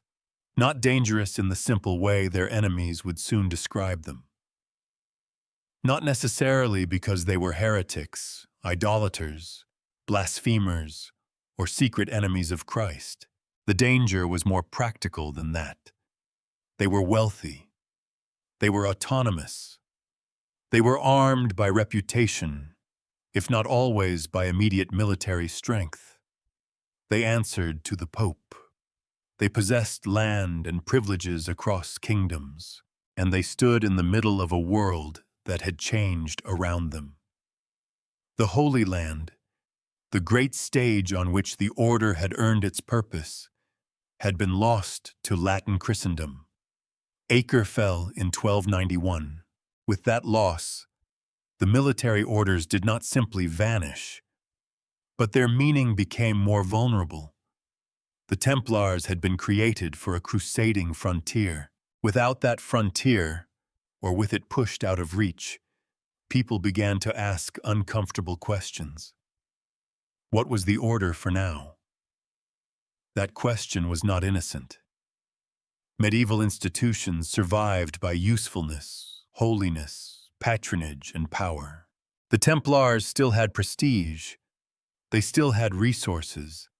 They still had experience. But prestige can sour into envy, and resources can become a temptation to rulers who need money. Philip IV of France needed money. He was not a king content to leave powerful institutions untouched. Philip, often called Philip the Fair, ruled with a strong sense of royal authority and a cold appetite for control. His reign saw fierce conflict with the papacy, pressure on financial groups, and an expanding vision of what the French crown could demand.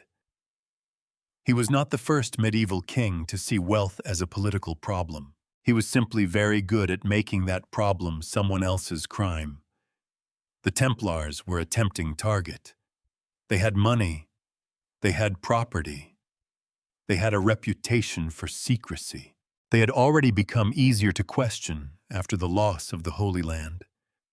And perhaps most importantly, they stood partly outside ordinary royal control. A king could resent that even before he found a way to destroy it. On Friday, October 13th, 1307, the machinery moved. Templars across France were arrested in a coordinated operation. The date would later gain a mythology of its own, though the real terror of the event does not require superstition. Men who belonged to one of the most famous religious orders in Christendom suddenly found themselves accused of crimes so severe that ordinary defense became almost impossible.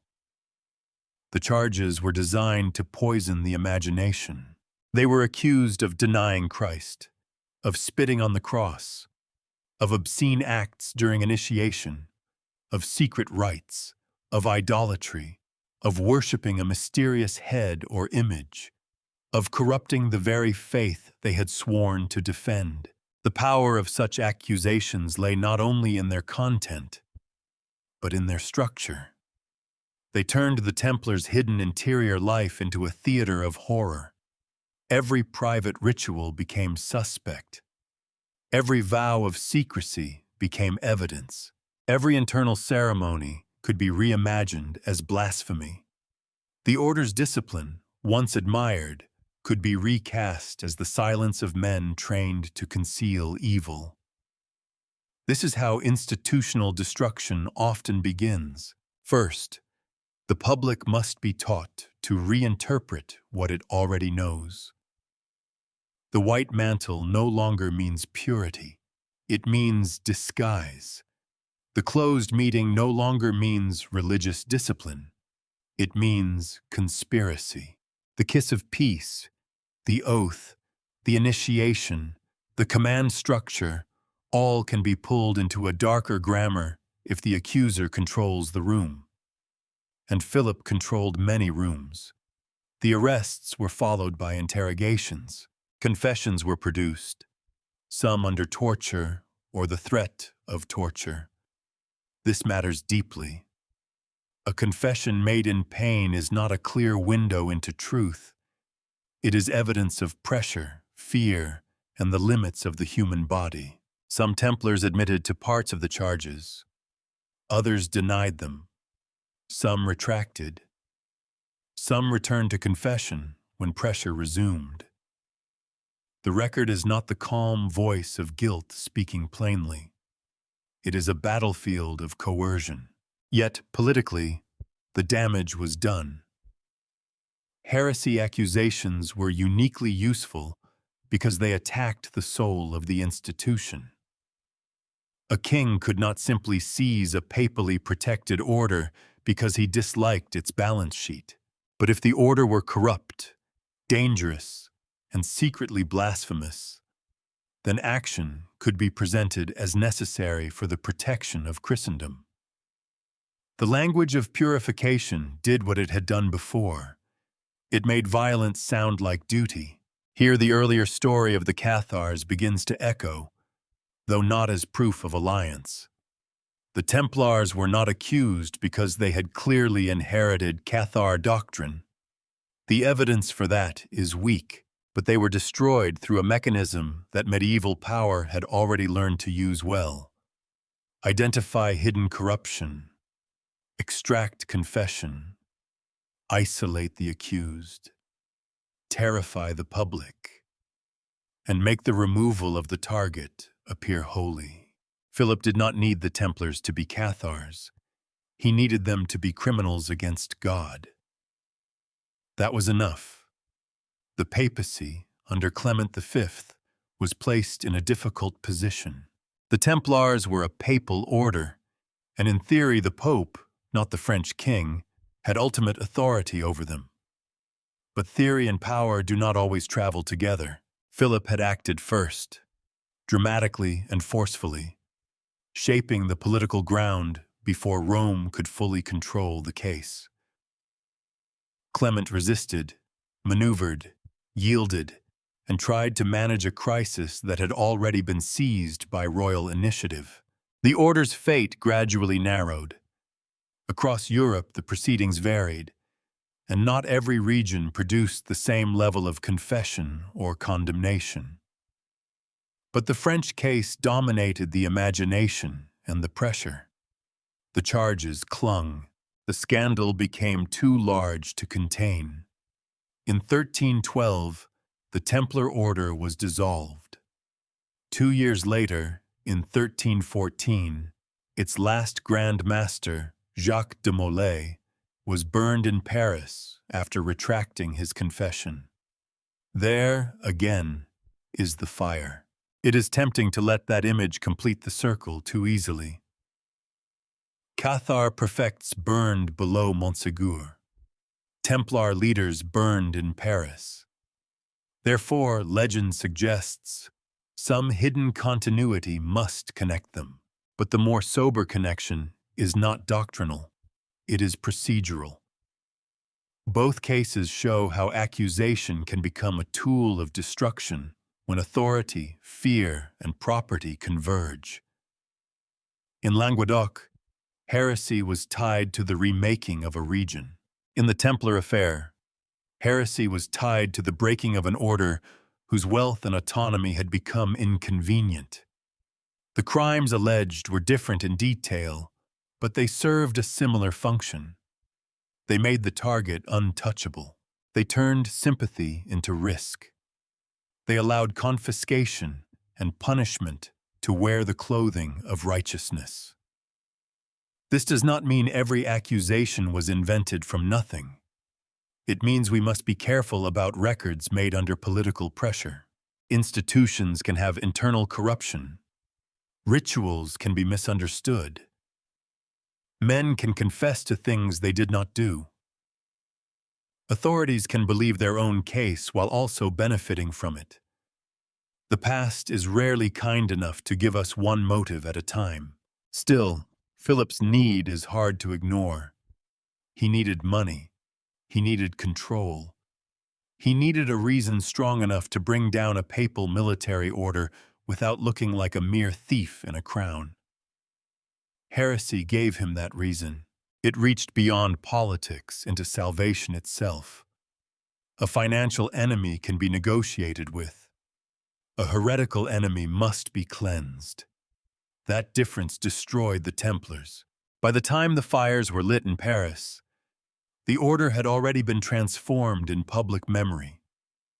The warrior monks of the Holy Land had become men of hidden rites. Their secrecy, once tolerated, had been made monstrous.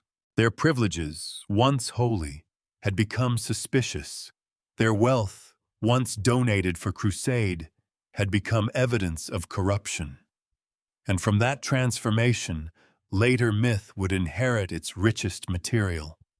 Not proof, material, a powerful order, a sudden arrest, terrible accusations, confessions under pressure, a final burning, missing treasure, rumors of survivors, silence where the inner truth should be.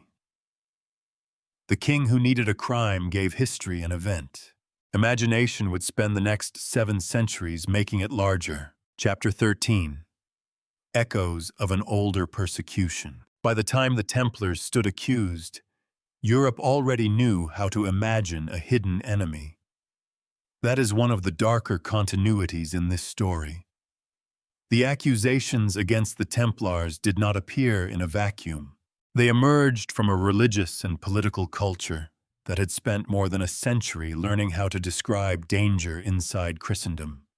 Secret believers, false holiness, corruption beneath pious clothing, private rites that mocked public faith, and a hidden infection that had to be exposed before it spread. The Cathars had been cast in that role earlier.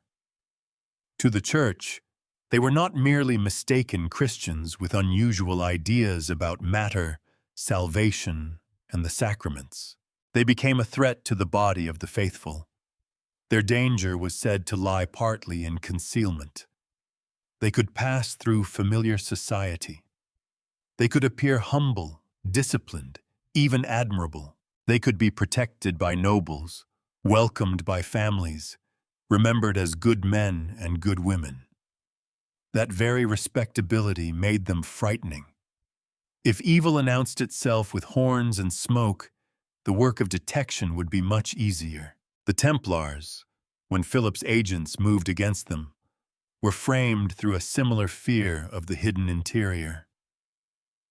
Here were men publicly honored as defenders of the faith, yet accused of secretly denying Christ.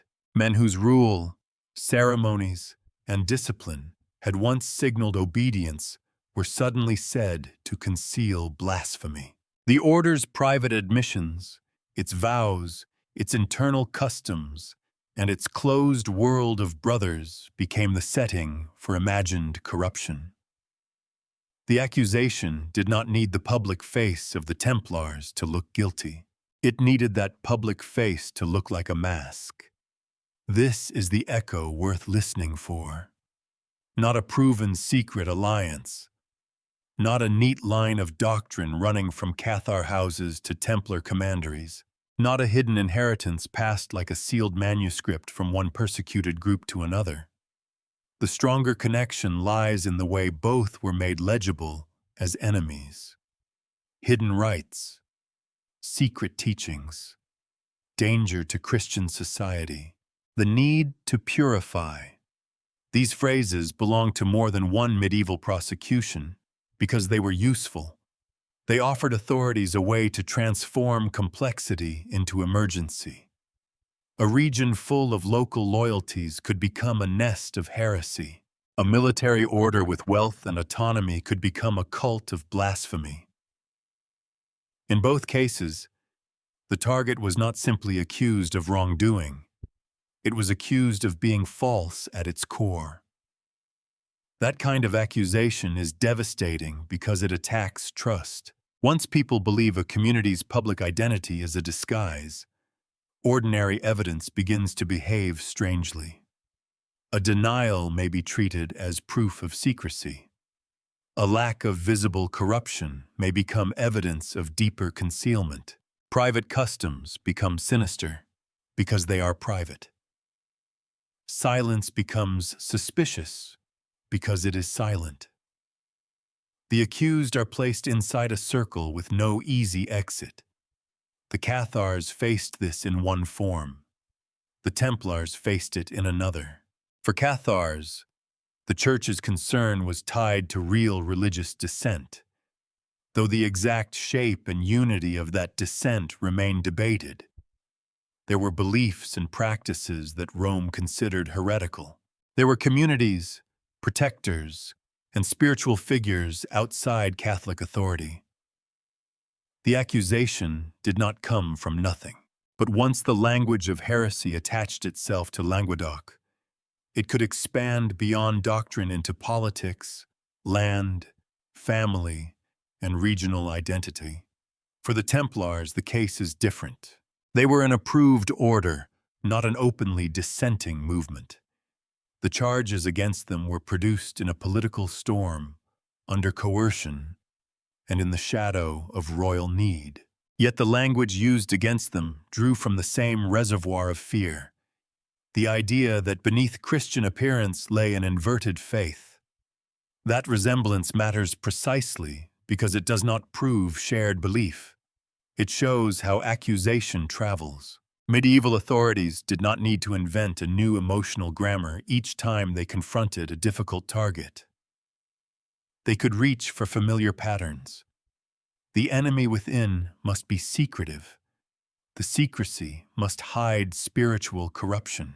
The corruption must endanger the community.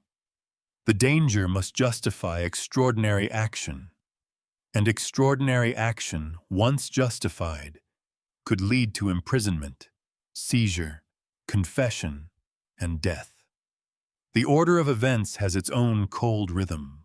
First comes suspicion, sharpened into doctrine, then investigation, then confession, often under pressure, then public judgment, then confiscation, because spiritual crimes had material consequences, then fire, the final image of purification and warning. The Cathars knew this rhythm. So did the Templars. And confiscation should not be treated as a footnote. It sits near the center of both stories. In Languedoc, the defeat of heresy opened the way for the redistribution of power, land, and lordship. Southern autonomy weakened as religious correction became territorial transformation. In the Templar affair, the destruction of the order made its property available to others, even if the final distribution did not always follow Philip's simplest desires. Wealth does not explain every accusation, but it makes accusation more useful. A poor heretic may be punished. A rich heretic can be processed. That is the dry brutality of institutional power. Once guilt is established, or made believable enough, property can be detached from the condemned with a cleaner conscience. The language of salvation washes the hands that receive the keys. This is not to say everyone involved was a cynic. Some churchmen truly feared heresy. Some inquisitors believed they were rescuing souls. Some people who testified against neighbors or brothers may have believed what they said. The machinery of persecution is most dangerous when sincerity and advantage move together. Pure hypocrisy is easier to dismiss. Conviction joined to opportunity can change a continent. What links the Cathars and Templars most strongly, then, is not a shared underground theology. It is a shared vulnerability to a system that knew how to convert suspicion into fact. Confession played a central role in that conversion. For the Cathars, inquisitorial questioning turned memory into evidence. A visit, a meal, a blessing, a night's shelter. All could be recalled, written down, arranged into a pattern of guilt. For the Templars, confessions under torture or threat gave royal and ecclesiastical authorities the words they needed. Once spoken, even under pressure, those words became difficult to erase. Retraction could be treated as fear. Contradiction could be treated as proof of hidden discipline. The record hardened around the accused. There is something profoundly unsettling about this. A confession is supposed to reveal the inner truth of a person. Under coercion, it may reveal instead the outer power pressing upon them. Yet institutions often prefer the written confession because parchment looks calmer than pain. It organizes terror into lines. Public terror was the final language both persecutions understood. The burnings were not only punishments, they were messages. They taught communities what happened to those who resisted correction, what happened to those who stood outside accepted belief, what happened to those whose public identity could be rewritten as spiritual treason. Fire made doctrine visible. It turned uncertainty into spectacle. But fire also creates martyrs, and martyrs create memory. That is one reason both histories refused to stay buried. The Cathars became, in later imagination, witnesses to a lost purity. The Templars became victims of royal greed, keepers of secrets, or betrayed guardians of something older. The accusations that were meant to destroy them also made them fascinating. A group condemned for hidden knowledge will eventually attract people who want hidden knowledge to be real. This is the great irony. Persecution often tries to simplify. It names the enemy, defines the danger, stages the punishment, and declares the matter settled. But the more dramatic the destruction, the more room it leaves for doubt. If the accused were truly so dangerous, what did they know? If the evidence was secret, what was hidden? If confessions were forced, what truth was buried beneath them? The Cathars and Templars meet most convincingly in that afterlife of doubt, not as partners in a proven conspiracy, but as casualties of a medieval habit of fear. Both were drawn into stories where secrecy became guilt, where institutions claimed to see corruption invisible to ordinary eyes, where spiritual language made political action possible, and where destruction left behind the very silence that legend needs. The echo is not a whispered doctrine passed from one order to another. It is the sound of the same machinery beginning to turn again. Chapter 14.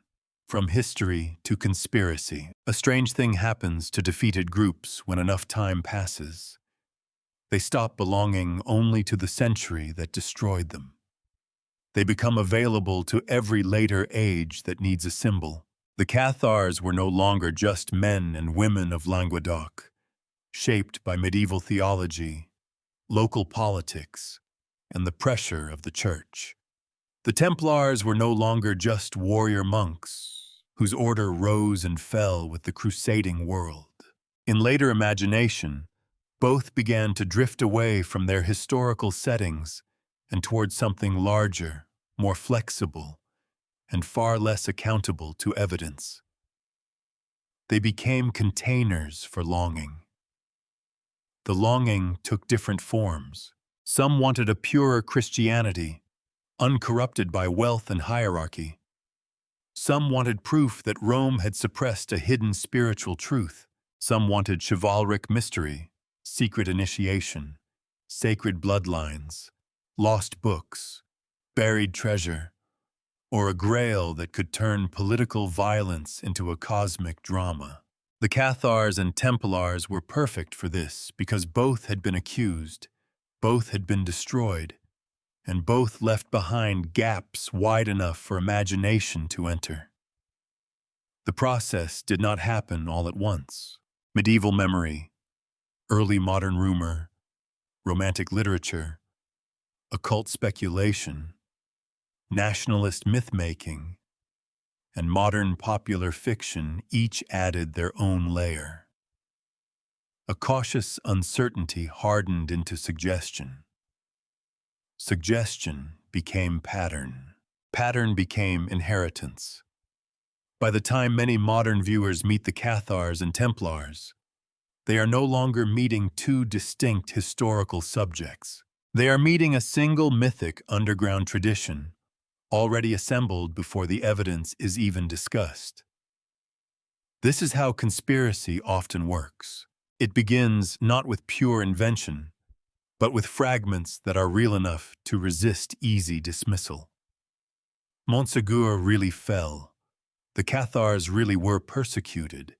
The Templars really were arrested. Their trials really involved accusations of hidden rights. The Templars really possessed wealth and property. The medieval church and crown really did use spiritual language to justify force. These facts are not fake. They are the stones on the ground. The conspiracy is built in the mortar between them. It says that because both groups were destroyed, they must have shared a secret. Because both were accused of heresy, one must have inherited the forbidden wisdom of the other. Because treasure was rumored at Montségur, and Templar treasure became a later obsession, the treasures must somehow be connected. Because the Grail was imagined in medieval romance and later mystical traditions, it must have passed through Cathar hands, then Templar hands, then onward into a hidden stream of European history. The leap is emotional before it is logical, and it is powerful because it offers comfort disguised as revelation. It tells us that destruction was not final, It tells us that the persecuted were not merely defeated, they were guardians. It tells us that the official record is incomplete not because history is damaged, but because a deeper truth has been concealed. That is a much more satisfying story than the colder possibility that many people suffered. Many records were distorted, and no secret archive survived to explain it all. Romanticism played an important role in this transformation. Later writers looked back at medieval southern France and saw not a complicated society of rival lords, reform movements, local politics, and theological anxiety, but a lost world of beauty and spiritual freedom. The troubadours became the music of a vanished civilization. The Cathars became its pure heart. The Crusaders became the blunt force that crushed it. There is truth in the grief, but the picture is too polished. It turns a region into a poem, and then mistakes the poem for evidence. The Templars received a similar treatment. Their real history was institutional, military, financial, and religious. But after their destruction, they became more useful as symbols than as administrators of estates or defenders of crusader fortresses. Their secrecy became wisdom. Their wealth became hidden treasure. Their fall became proof that they knew something too dangerous for kings and popes to tolerate. Once that idea took root, the Templars could be attached to almost anything. The Grail, ancient mysteries, Freemasonry, lost gospels, Egyptian wisdom, sacred geometry, bloodlines, maps, codes, hidden tombs. The list grew because the Templar myth had become a kind of universal connector. Their historical order had been dissolved, but their imagined order could survive everywhere. The Cathars were drawn into the same web because they supplied something the Templar legend needed: a persecuted spiritual source. The Templars could be the guardians. The Cathars could be the keepers of the original secret. Montségur could be the dramatic transfer point. The mountain, the treasure, the knights, the Grail. Each element made the others feel more meaningful. It is good storytelling.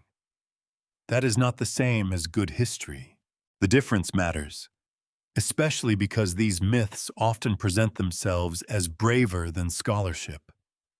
They imply that cautious historians are timid, blind, or too loyal to official institutions to see the truth. But careful history is not a lack of imagination. It is imagination disciplined by responsibility. It asks not only, could this be exciting, but what would we need to show that it happened? For the Cathar Templar legend, that second question remains stubbornly difficult. Where is the clear document? Where is the reliable testimony? Where is the evidence of doctrine passing from one group to the other? Where is the secure chain linking Montségur's rumored escape to Templar custody? Where is the medieval source that says what modern conspiracy needs it to say? Again and again, the answer is absence, ambiguity, or later interpretation. But absence can be made to look suspicious if a story is designed that way. No document proves the secret. Therefore, the secret was well hidden. No witness confirms the transfer. Therefore, the witnesses were silenced. No archive contains the doctrine. Therefore, the archive was destroyed. This is the perfect defensive structure of conspiracy thinking. Evidence supports it. Lack of evidence supports it even more. At that point, the mystery has stopped being an investigation and has become a closed room with painted windows. Still, we should not dismiss the appeal too quickly. People are drawn to these legends because they sense something real beneath them, even if the specific claims fail. They sense that institutions can abuse sacred language. They sense that victors write many records. They sense that forced confessions are morally unstable. They sense that destroyed communities are rarely remembered fairly by those who destroyed them. Those instincts are not foolish. The danger comes when moral suspicion becomes historical certainty. It is one thing to say that the Cathars and Templars were both victims of power, fear, and accusation. It is another to say they belonged to one hidden church of secret wisdom. The first claim can be argued from the record. The second requires evidence we do not have. Popular fiction made the fusion almost irresistible.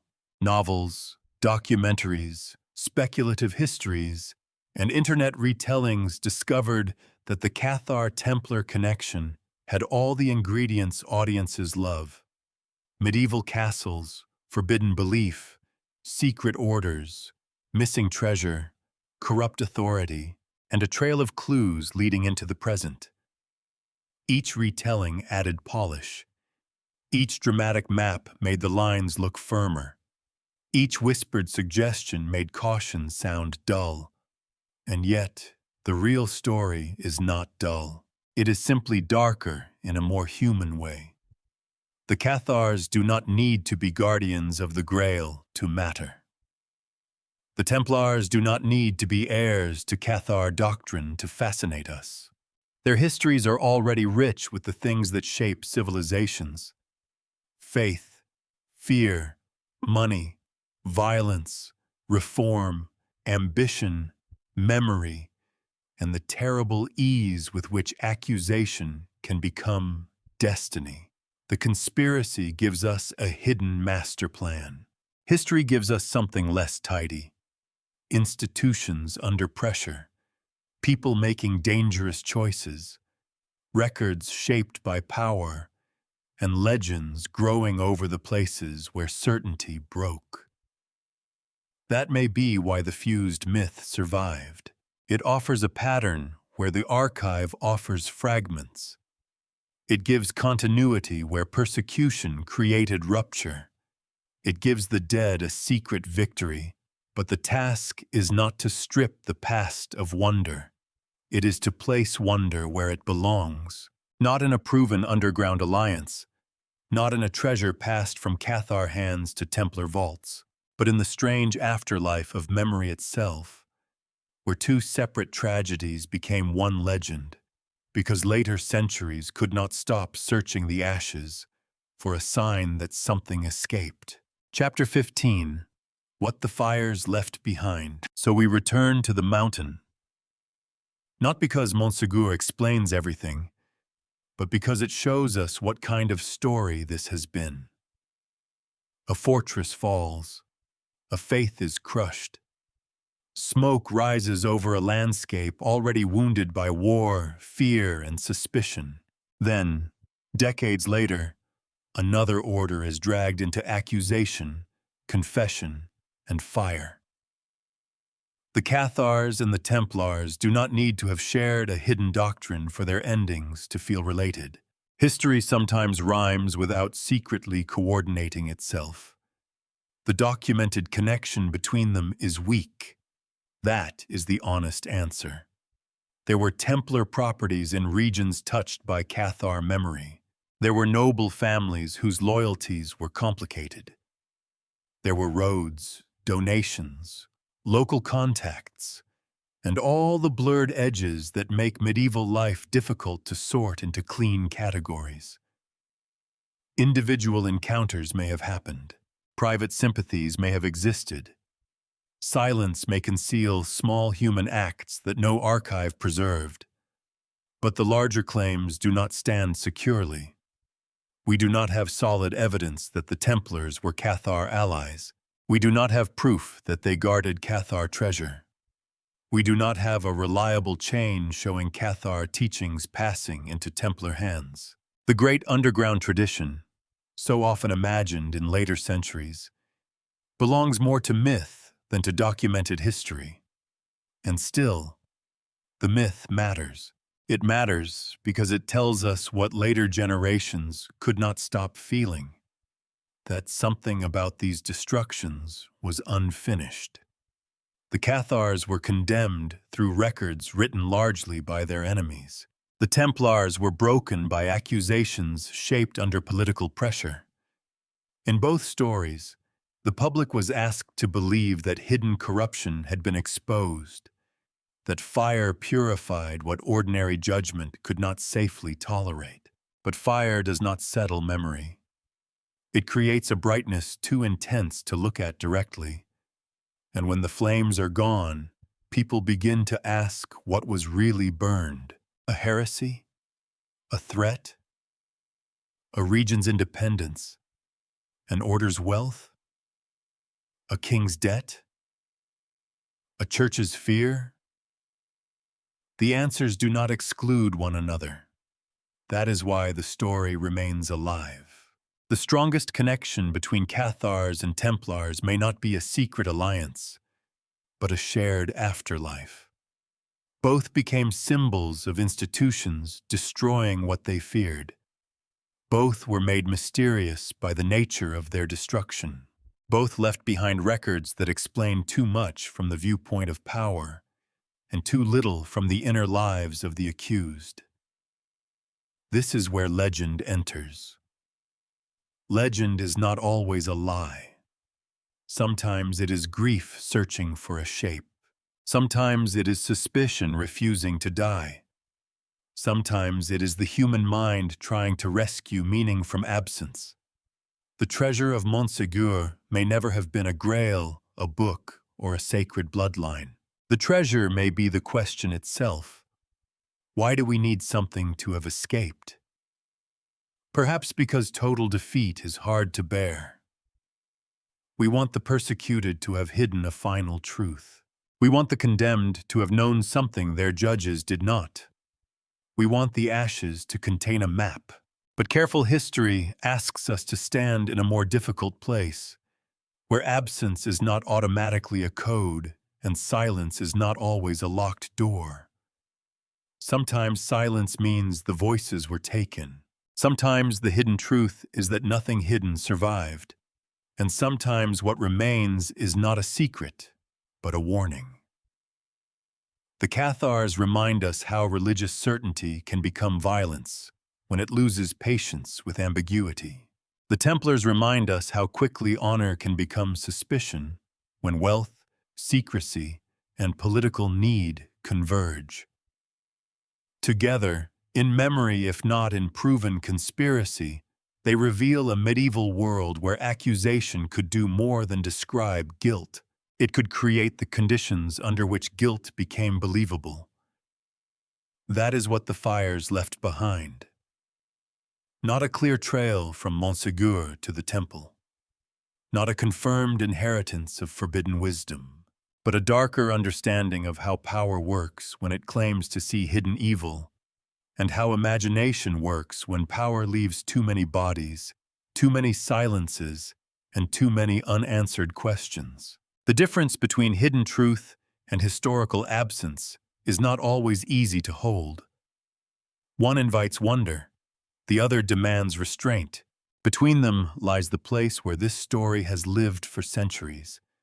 In ruins, in trial records, in rumors, in books, in films, in late-night questions carried from one generation to another.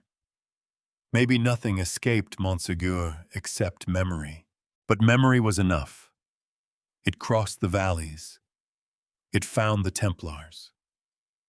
It gathered around the Grail, the treasure, the secret book, the lost church, the vanished road. It became larger than proof and more fragile than fact. And tonight, as the mountain fades back into darkness, we leave it there. Not solved by legend, not emptied by skepticism, but standing at the edge of what history can say. Beyond that edge, the night begins.